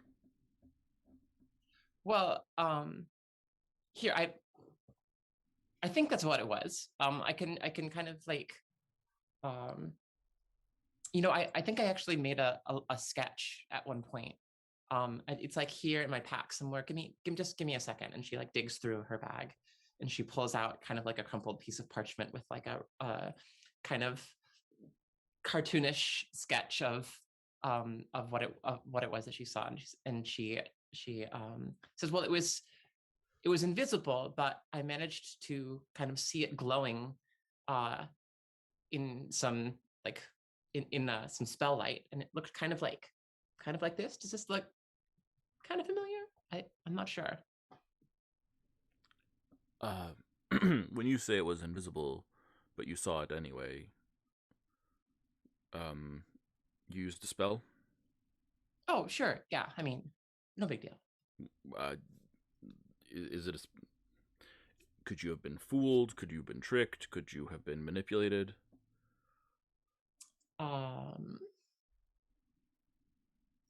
Well, I will say this happened. This seemed to happen in kind of a tense moment, where I believe we seem to be catching the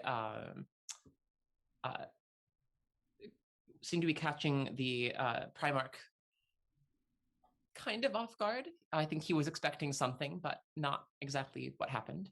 And he was in quite a vulnerable position at the time that this occurred, and there was quite a bit of chaos around us. So if it, I don't know who would have been in a position to, to put up such an illusion. Not to mention, it didn't even mean anything to me when I saw. I mean, it was gross, obviously, but it wasn't anything I had ever seen before. But our companion definitely recognized it immediately. Sorry, your helper's name. Oh, Nephany? Oh yeah, thanks. She's just so quiet. Oh, right. Yes.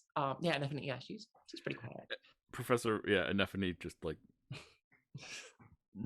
raises his hand in the back I of the sometimes room. forget she's there, you know. Me too. Clearly. And Professor Recha looks at Bale and says, if she says she saw it, she saw it. Mhm. And Bale backs up. Did you know that the Nyogi like worship or utilize this color thing? Yes. Huh. So what I'm thinking is that, you know, whether it's the Nyogi or the Illithids or beholders or what have you, these things are all kind of gross looking and probably be pretty easy to, if we, if they do become sort of an imminent and obvious threat to the peoples of the Shimmering Seas, then maybe they would make a better boogeyman than the Empire would. Another option. Did you know that there's a raging zombie horde in the north? Bale looks at the table, sort of questions, and Ara looks out and says, yes, we were informed, and we're working on it. Well, as far as things that would unite several countries, zombie horde might be one of them.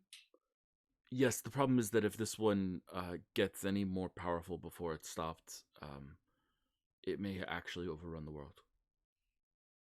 Exactly. Like, we don't want to make it more powerful. We want to turn all the countries against this zombie horde. I think they're saying they don't want to throw living people at it because that's what fuels it. Dead people, right? Was that what you were saying? No, more that it's a problem, but it's not a problem that's a potential solution to a political problem that we have as well, because it would take too long. We need to stop it before we could use it. It's out of control already. Yes. Not to mention, if it's just in the north, like, not everybody's going to care about it until it's at their front door. I mean, like, Celestra and Brian, are they the first ones? Prion is the only one that's dealing with it currently. Yeah. They just started a war, didn't they? Yes. Yeah, we could maybe at least convince them that that's a bad idea. Well, so Prion needs help against the zombies. Maybe, every the other nations of the Shimmering Seas need more imminent enemies as well, so that everybody's looking for support. Like, what if the Nyogi were out of control and we're threatening parts of Chelestra, for example? Yes, that's part of your report here that I'm a little confused on. It says that you are aware that the Primarch is mind controlled at this point, but Celestra's behavior doesn't seem to have changed much. Am I wrong about that? I'm sorry. It's been a while since I've been here, so I don't really know. We left in kind of a hurry, so we haven't really had a chance to catch up with them. Yeah, it's unclear why things haven't changed much. But if he is being mind controlled, then whoever is controlling him might actually not know about the Nyogi at this point. Right. It's in the report, right? Like, they know who's controlling him. Did you leave it out or not?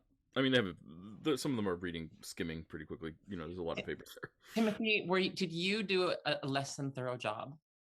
No, if you I'm really disappointed. I feel like, you could have put in some more detail.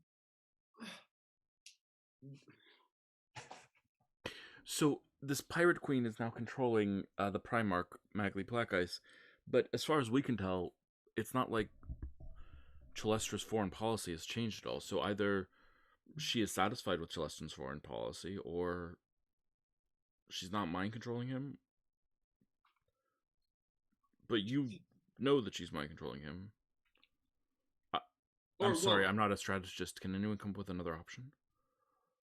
Maybe she wanted something very specific that was known only to her.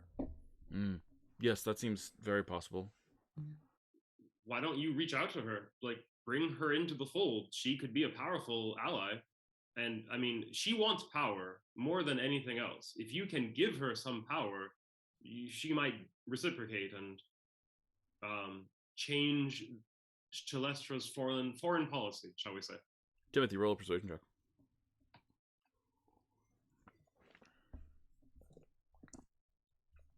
Okay.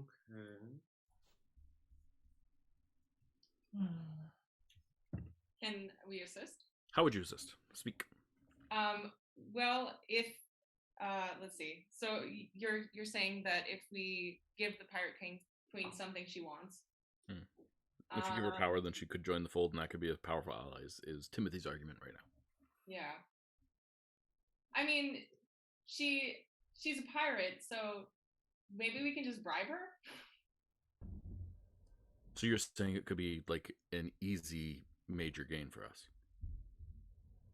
It could be. I mean, she either wants like probably area to do pirate things at, or she wants what pirates usually want, which is like treasure, right?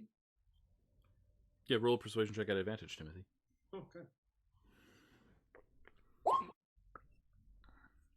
Speaking of the Pirate Queen, I never encountered her. Was she in any way connected with Luminous Starborn's various objects? Because we did discover some of those in Shalestra.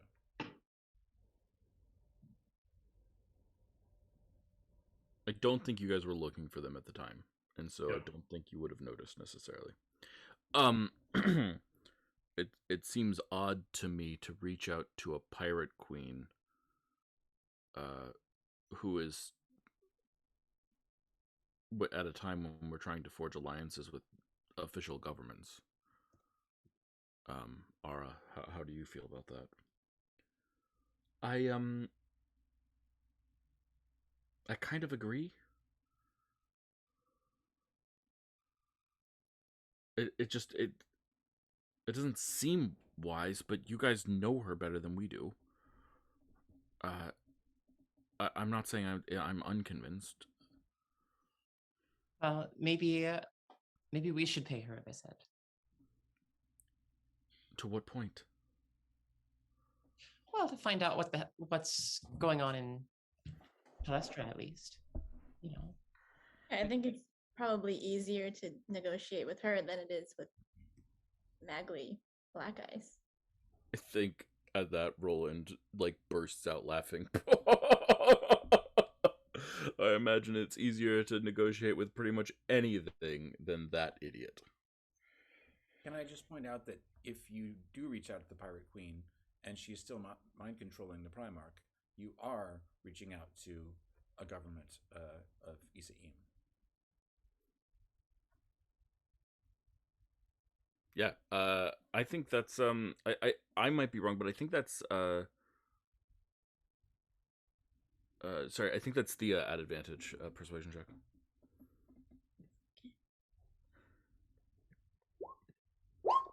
20.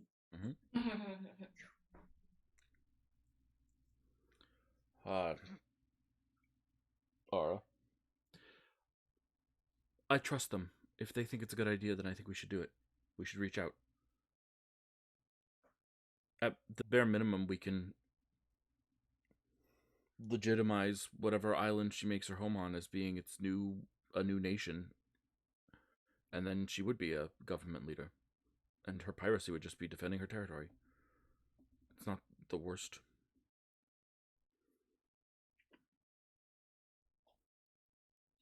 And we need to understand why, if she went to all the trouble of lengths of getting you guys to mind control Magli Black Eyes, why nothing has changed seemingly in his behavior.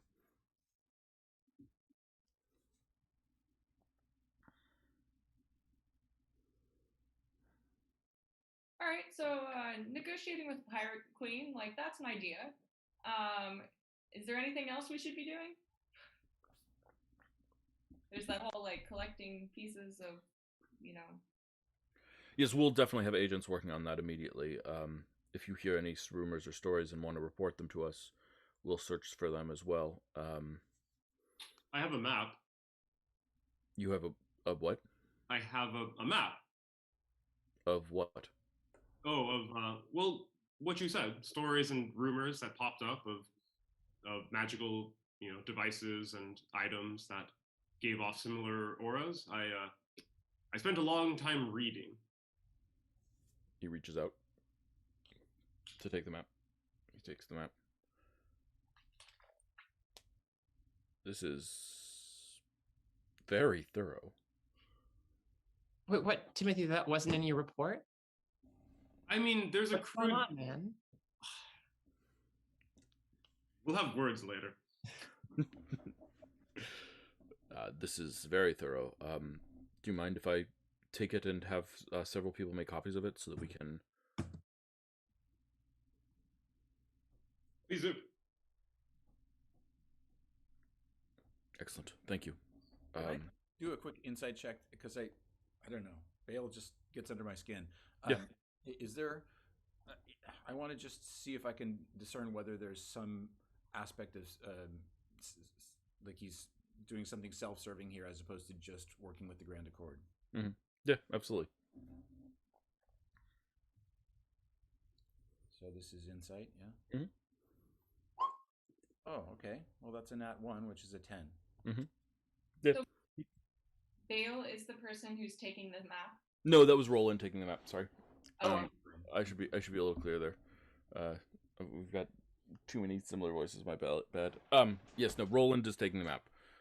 Bale is sort of dropped the papers from the reference to the Neogi, and asked questions about that. I'd like to go talk to Bale. Okay. So, you're from the moon, huh? No. Oh, where are you from? Sunera, originally. Why did someone say you're from the moon? Oh, I've been living there. Oh, why? Hmm? Why? Oh, my friends are there. Are they dragons? One of them. Okay. Yeah, so why the interest in the Grand Accord? Sorry? Why are you helping? I was asked. Huh. How do they know you if you're from the moon or on the moon? Oh, sorry. I was asked by the leader on the moon, Oh, who is a friend of mine. okay. She's from east of here, but she lives on the moon now. And now she's a dragon. She wasn't always. Okay. Would that is that person still on the moon or are they on? Mm-hmm. Yeah. Okay. All right. So what are your feelings about the Empire? More complicated. Yeah. I don't mean to be rude, but from what I remember about like the Empire, you kind of look like someone from the Empire. No, my ears don't go all the way back. Oh, okay. All right. Yeah. Their ears curl. Oh, okay. I'm from Sunera. Uh-huh. Sure. And then I spent a good amount of time on the other side of the Shimmering Seas. Oh, Before I moved to the moon. doing what? Oh, much like you. Oh, just like adventuring and bumming around or what? Yeah, adventuring, making people's lives better. Oh, yeah, that's what we do. You ever fight a god? Huh. I mean, is that color thing a god? No. I had strong words with a god once. Nice. Yeah. We killed the goddess of murder. Cool. There is no longer a goddess of murder. That sounds good. That's a little ironic, though, isn't it? Yes. No, to be fair, it wasn't really murder because it was a whole waged campaign and also kind of self-defense. She had a grudge against one of my friends. Okay. So I'm just gonna say, like, you're not a spy for the Empire, are you? No. Can I insight that? Yes. Can I kind of help? Yeah. And me too, with guidance. Yeah, feel free, cast guidance. Yeah, I think he'll like look and just he sees you casting guidance and just sort of shrugs. So yeah, cast guidance will help Nova. So like yeah, so you're all like there looking, and then like you're staring at him, and then you're like having a conversation with each other. Yeah, roll insight at advantage, Nova. Okay. And if you'd 23. like to use your guidance, you should feel free to do so. I'd like to use that guidance. Mhm. And that's what is that? D4. D4. D4. Okay. This is 24, and I'd like to go ahead and add a D10. Okay. This is a Go. 2, so a big old 26. Yeah, absolutely. Yeah, he's not giving off. He's definitely sketchy and he's definitely holding shit back, but I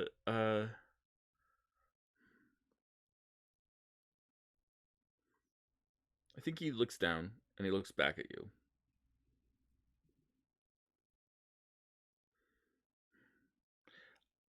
In the three of you, he says, talking to Nova and Thea and Narash, he says, in the three of you, I see some of my friends. Not really anyone here who's like me, but I see relationships to some of my friends. Similarity of spirit.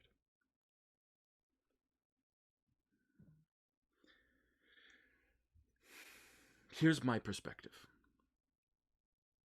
It's just a perspective. Don't take it as law. The Empire is bad. I would even go so far as to say evil. But there is something out there that is a bigger evil, a more destructive evil. And it is more powerful even than the Empire. So, for me, I cannot help but see the Empire at least a little bit as the thing that is most capable of stopping that other. That very scary thing. Which is the Nyogi to me.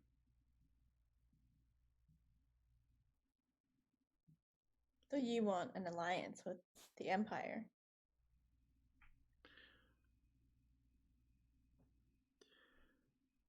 I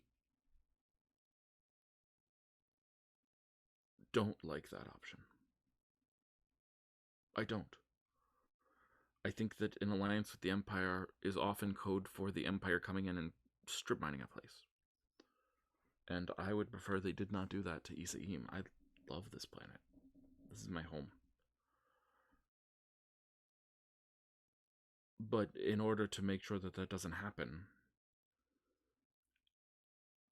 there's a part of me that wonders if politically the right choice would instead be to not rebel against them immediately, stall them, buy time. But this is the will of the Grand Accord, clearly. I'm just an elf.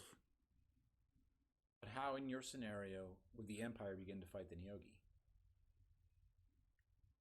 Well, the Nyogi haven't attacked yet. Or at least, I didn't think they'd attacked yet until I read Section 3, Paragraph 4, Subsection C.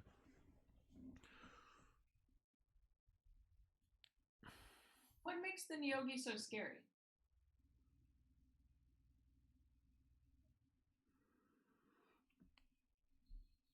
Once long ago, they almost wiped out all life.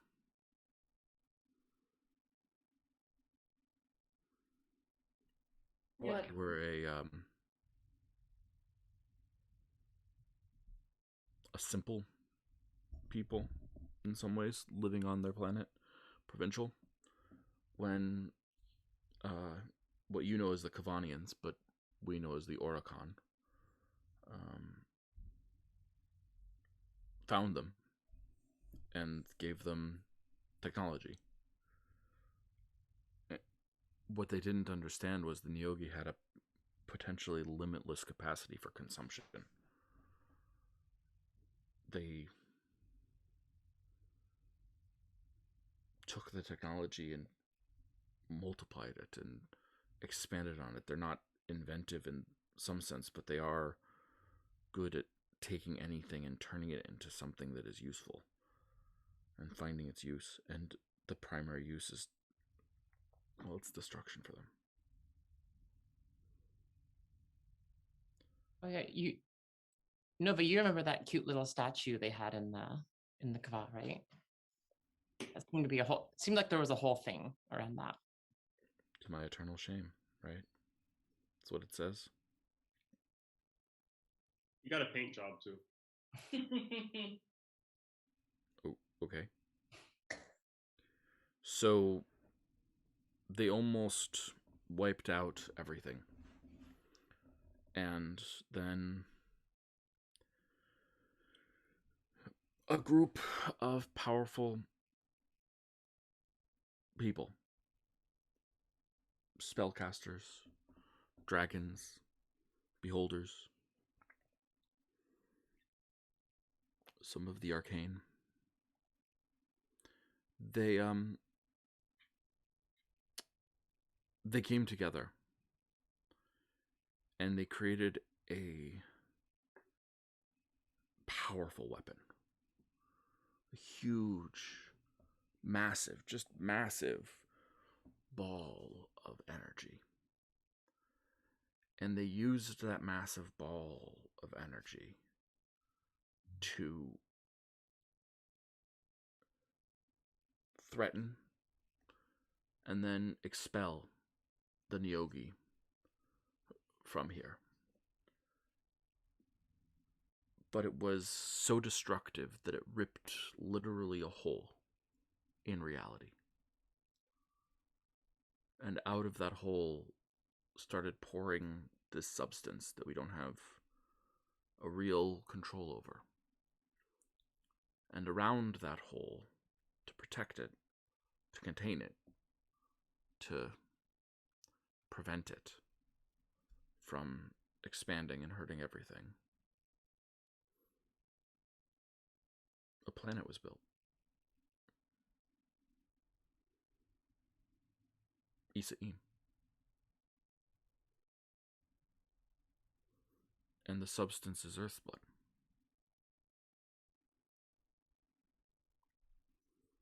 Wait, so you're saying the Kavanians weren't actually from this planet at all? Not originally. Oh, wow. You're saying that there's like a giant, let's say, black hole in the middle of Isaim? It's really blue, actually, but yes. Yeah, that doesn't sound good. I mean, it seems to be working so far.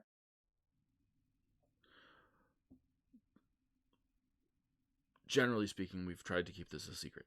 Or the people who were involved tried to keep it a secret, telling only people who could help protect and who would be willing to help protect. But time marches on, and the whole inside of Isaim it's a wellspring of power, so people become attracted to it.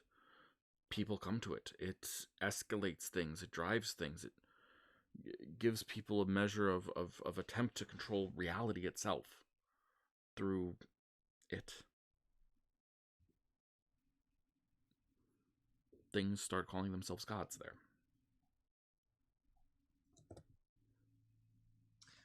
And the secret has gotten out. The Empire wants Isaim because of the Earth's blood. Because of the hole at the center of your planet. I do not want them to have it. Wait, sorry, back up for a second. You said things start calling themselves gods. Where now? On Isaim. You here? Mm-hmm. Like, do you know any specifically? Are you thinking of like, you know, somebody in particular? Just asking for a friend.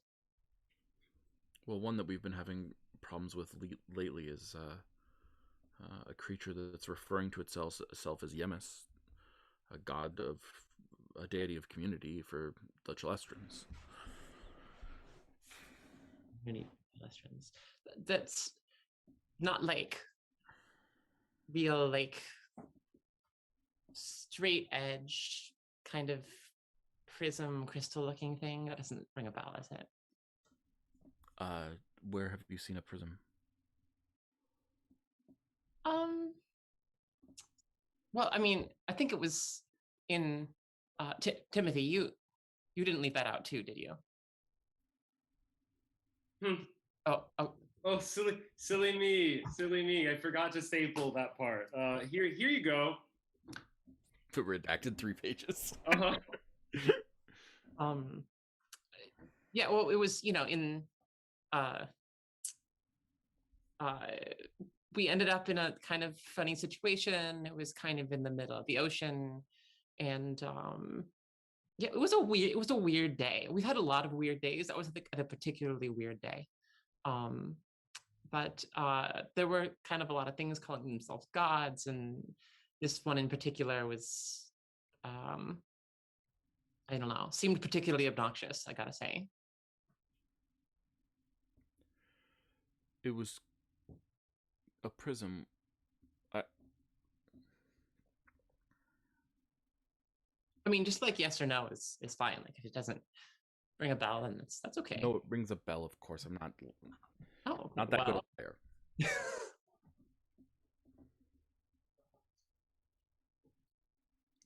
There's a prism deity associated with the Empire. It's their high deity. Their sort of dark deity is a raven deity, or crow deity. I can never remember. Keep those straight. But whatever. Yes, they have a prism deity as their high deity. That's sort of what they believe in. It's a little concerning to me, I will admit, because what does a prism do? It makes many colors, and the many colors is what the Neogi worship.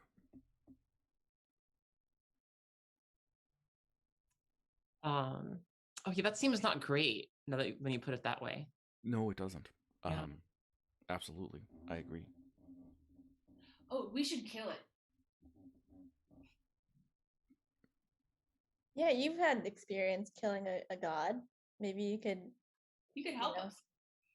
Yeah, you could help us out. I really need to stop telling people that story. It's just so good for like impressing people, you know? Mm-hmm. You tell them that and then they're like, "Oh, you're impressive." But now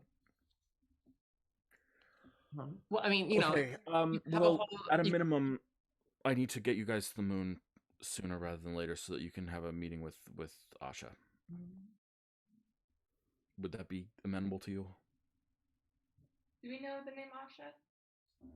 You certainly know the name Ashra. Okay.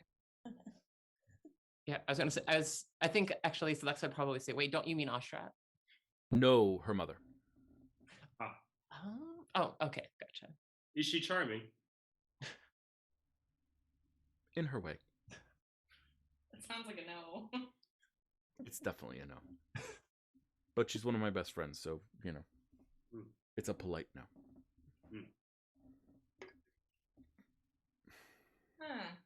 Well, I have a lot to do. I need to at least go to her and tell her what you guys have seen as best I can.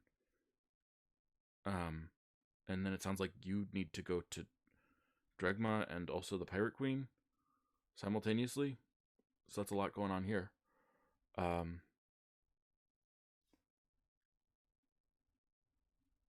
He pauses for a second and turns and looks at Ara and says, you have a communication stone if you need me. I'm going to need to go. But And he looks at all of you, each in turn, and ends on Narash. Sort of makes eye contact with Narash. And says,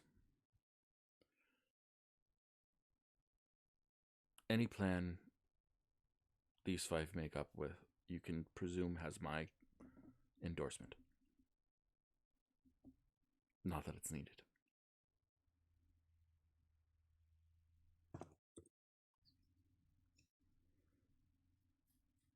And he walks over to Narash before he leaves, and he holds out a hand to shake.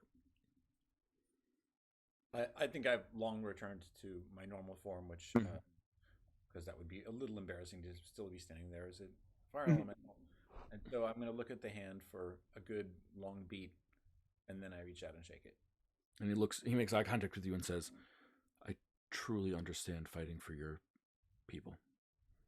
And I'm sorry if I came off as callous. Thank you for saying that. It sounds like this planet is next on the Empire's list. So believe me when I say I will still be fighting for ESAM as well. Good.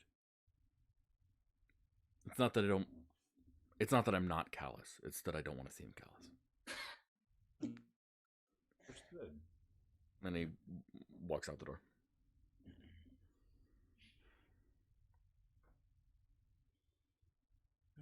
Well, I'm satisfied with your reporting. We've got some diplomatic angles to start pushing on as best we can. We'll need to figure out some way to create an enemy. If you guys have any ideas for creating a unifying enemy, or just there being a unifying enemy, or if we find a way to remove some of the manipulation that's going on behind the scenes, any of those things would be good. Also, the Pirate Queen would be good, and you're also talking about getting a message to Dragma. That would be good too. Anything else that I need to think about? Oh my god, there's so much going on this planet all the gosh darn time, and now that I know it's only one planet, it causes me a lot of stress. Pardon me, I'm back. It's exciting, isn't it? Yes. If anyone needs any help dealing with this, please let me know. I will happily speak with you. We all have work to do, though. Let's go. And the meeting breaks. As everyone is walking out, can Timothy just spend some time he just slumps down in a chair and just sits with his eyes closed, and he wants to focus his ranger powers and see if there are any of the malicious alien people within 5 miles of here. Yeah, malicious alien people. So you're defining that as any sort of... Yeah, okay, I'm done with that. Within 5 miles. That would probably cover most of... Is it a 5-mile radius or 5-mile diameter? I believe it's radius. Okay, that'll cover all of the floating city then. Let me check other notes that I have over here.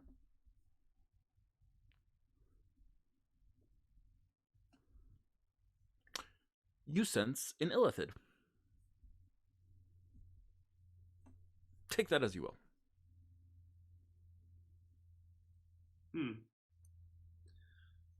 Okay. I just out of curiosity, as everyone was leaving, I wanted to make sure that I wanted to make sure that they were actually people. That makes sense. Oh, you also sense, by the way, the brain trim that are in a suitcase. Makes sense. There's an illithid on the island, and that's about all I got.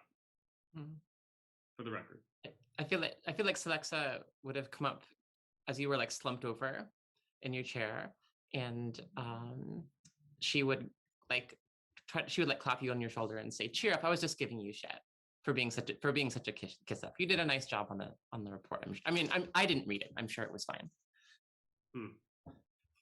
Thank you. Better you than me. I'm sure you're right. Nova, I think you feel a quiet tap on the shoulder. Huh? Nephany is there. Oh, hey. Can we speak? Of course, yeah. What's up? I have been a bodyguard for you for a while. Yeah, and you've been doing a great job. You seem not to need one. Yeah, that's probably true. You have somewhere else you need to be?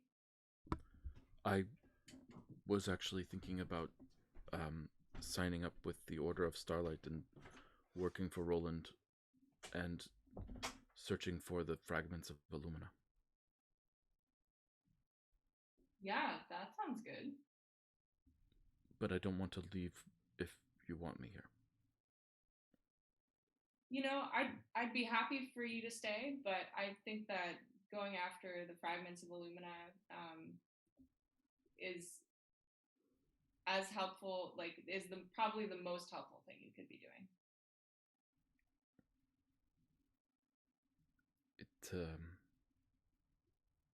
It has been an honor serving you, and thank you for everything. I give her a hug. So, oh, okay. She sinks into it and hugs you back. Give her some good pats. It's been great having you on the team. Yes. Guarding all those exits as you were inside the dungeons, making sure that no one would attack you from behind. That's what I was doing every single time I wasn't on the map. I was being an effective rear guard. Exactly. Now that you don't have them anymore, beware of back ambushes. Because I foiled several of them off screen while you weren't busy doing other things, and I know I don't make a big deal about it, but I did it often. I will remember that. I feel like this could come up. And she turns and jogs to catch up with Roland.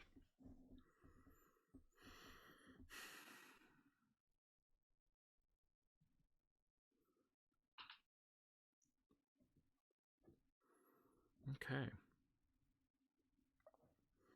Anyone have anything else that they would like to do or start doing? I think I'm gonna head like outside. Mhm. I might ask maybe Narash and Nova. You know, today's kind of been a bit stressful. Anybody want to do target practice? Huh. Sure.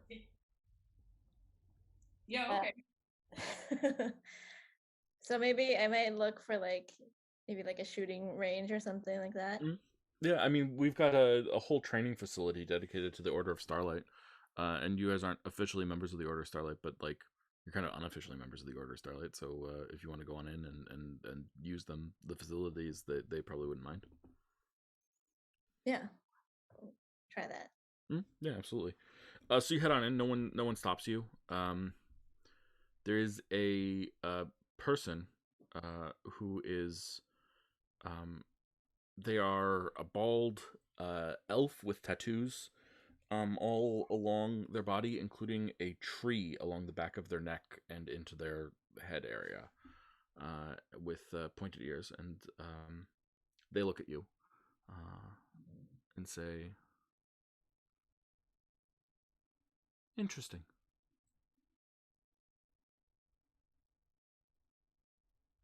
What do you mean by that? Your mind. Oh man, can you see into my mind? Just the shape of it. Oh. It's unusual, but you're trained, so you know that.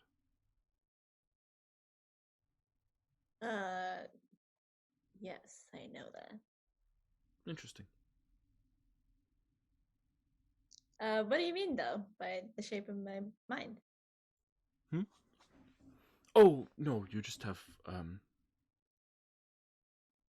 no one's trained you to look at these things?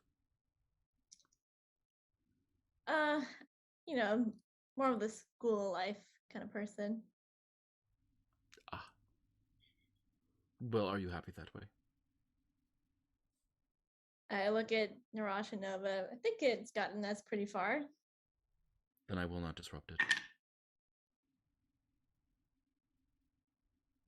Are you offering to train Thea? Oh, I certainly could. I've had many students. Lean over and say to Thea, kind of pompous people like this sometimes have really important things to teach. Yeah. I guess I could use some formal training, someone might call it. If you'd like. What kind of training do you do? Psionic. Oh. I feel like I could use some training to sharpen it up. Well, let's why don't you come back when you're done with your target practice, and we'll talk. Thank you. I go to shake his hand. Yeah, they look at you and look at your hand, and then hold out theirs. Sorry, right. Guailin is my name. Yeah. I'll be back. Thank you.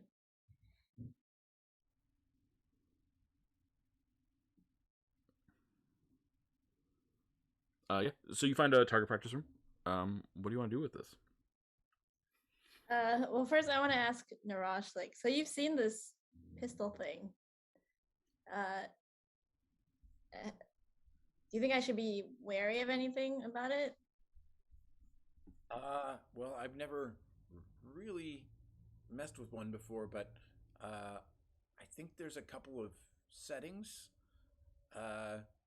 So just make sure you don't point it at anyone when you have it on its highest setting, unless it's the moment to do that. Gotcha.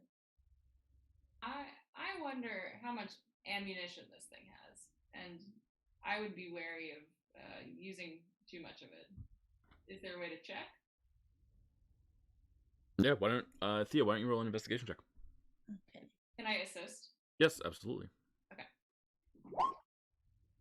14. Mm-hmm. Yeah, absolutely. So checking into the ammunition, you see that there's a little spot where you can fold out something, and when you pull out something, you get a little. It looks like a small little battery. We would think of it as a battery of some sort, although it doesn't look like a current battery. But it sort of but it has sort of a couple of symbols on it as well, and the symbols seem to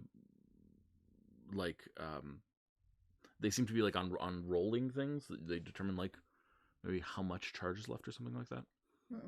Okay. But it's not in common. It's not like a common numeral system that you see. Is there someone at the range that's that's in charge that we could ask whether they have Imperial weapons and whether they have ammunition? Mm-hmm. Yeah, I mean, you ask around. No one seems to know anything. Are we able to determine, have a guess of how much ammunition is left? Or yeah, I mean, with a 14, no. No, okay. Can Narash recognize the symbols at all? Yeah, Narash, do you know Imperial? I think I would have known a little bit of Imperial because I was sent on this mission. I would have gotten a little bit of training. Mm-hmm. Yeah, okay. It says 80. All right. Well, I won't go too crazy with this practice, but take a couple of shots. Mm-hmm. Yeah, absolutely. Mark, if you have a character sheet, if you could write ammo on the side for the right, and every shot's going to cost you an ammo. And it will start at 80, and if you take a couple of shots, it'll be a couple of things. Yeah, I think it's appropriate though. Here, we'll add a thing for you. There you go. And you can, yeah. Feels good in your hand. Zaris certainly had training in it, so it feels like you have training in it. It doesn't feel any less consistent than your archery.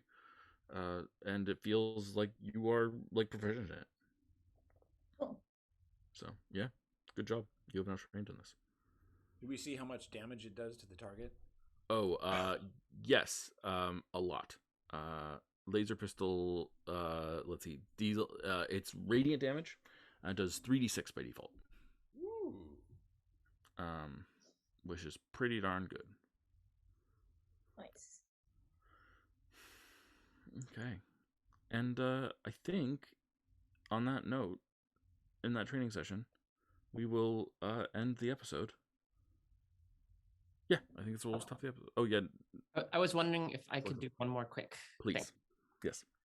So I think that Celexa, while folks are off at target practice, I think Celexa is going to go and find the professor again.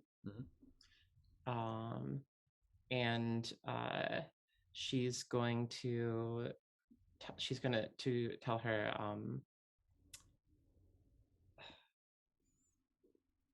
yeah, I didn't know. I think I didn't know how right I was with how dangerous Narash could be. And I think I thought I knew him, and I had sort of fooled myself into thinking that he was, on our that he cared about the Grand Accord and what happens here on this planet. But I feel like after today, I feel like he he wants, of course, he wants to help his planet, but maybe at the expense of all of us here. I realize, I understand better now what you mean about you doing a job that the other two aren't capable of doing. And yeah, I don't know. Thanks for helping to keep us safe, even when there's crazy. Everybody thinks they can be a hero, instead of doing the practical thing and saving ourselves. But I brought you this, and she pulls out the vial of citrine algae. She says, if I thought that maybe you could do something with this. This is the citrine algae? Yeah, yes. There's more. That's all I have, but I thought maybe you should know. It'll be enough to do some experiments with, at least. And it'll save me the trouble of having someone steal it from him. And these are the ship plans. I'm sorry I didn't give them to you sooner. I don't know. I wasn't think maybe totally sure about this whole Grand Accord thing, but after traveling around a little bit, things are bad out there. Things are real bad. And I feel like we have to take care of ourselves here first, right? We've got to keep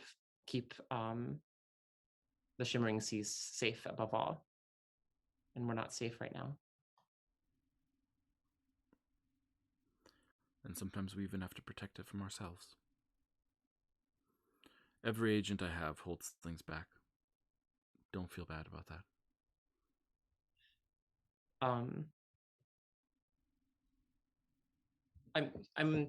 I'm worried about this whole Imperial thing. I feel like it could be really dangerous.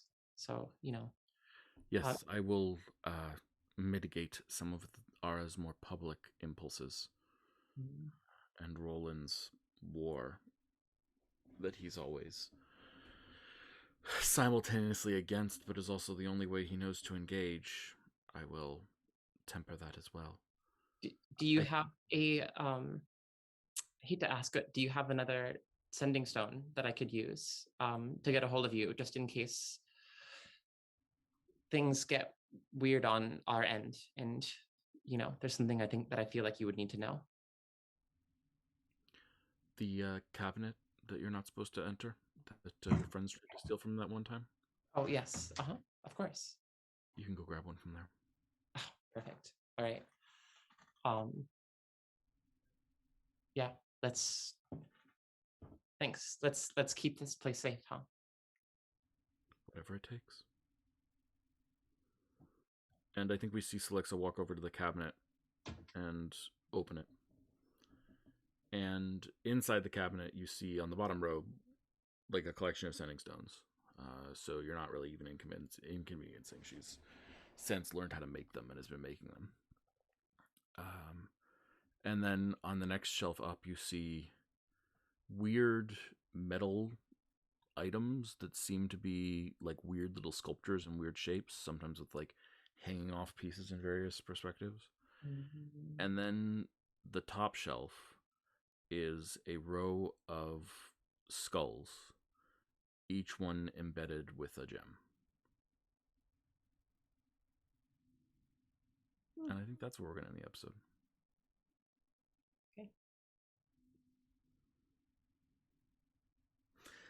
Okay, let's hand out those experience points.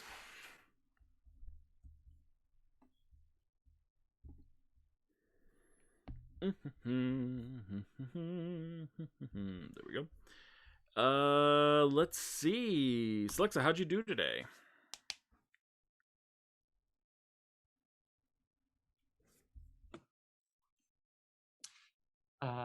Okay.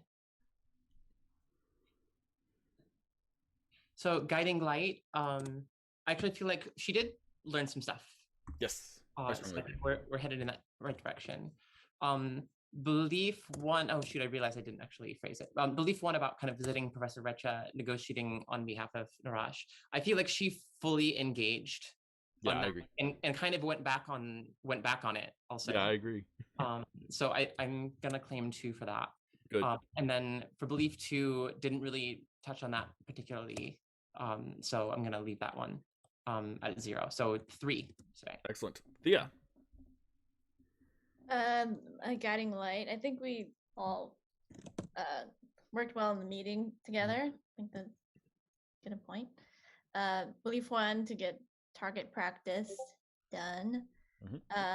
Belief 2, I think I made myself available to teammates and their various. Yeah, we didn't get a lot done, so I'll give you a point there. But yeah, sounds good to me. Nova. I think that I worked towards strengthening the Grand Accord. Strongly agree. Lumina Starborn back, and I convinced the Grand Accord to help collect the pieces. Yep. And I have not helped Narash deal with the rock, so 3. Sounds good to me. Narash. Yeah, today was all about my guiding light. I definitely got to understand the relationship between Dregma and Isa'ian a lot better, so that's a point.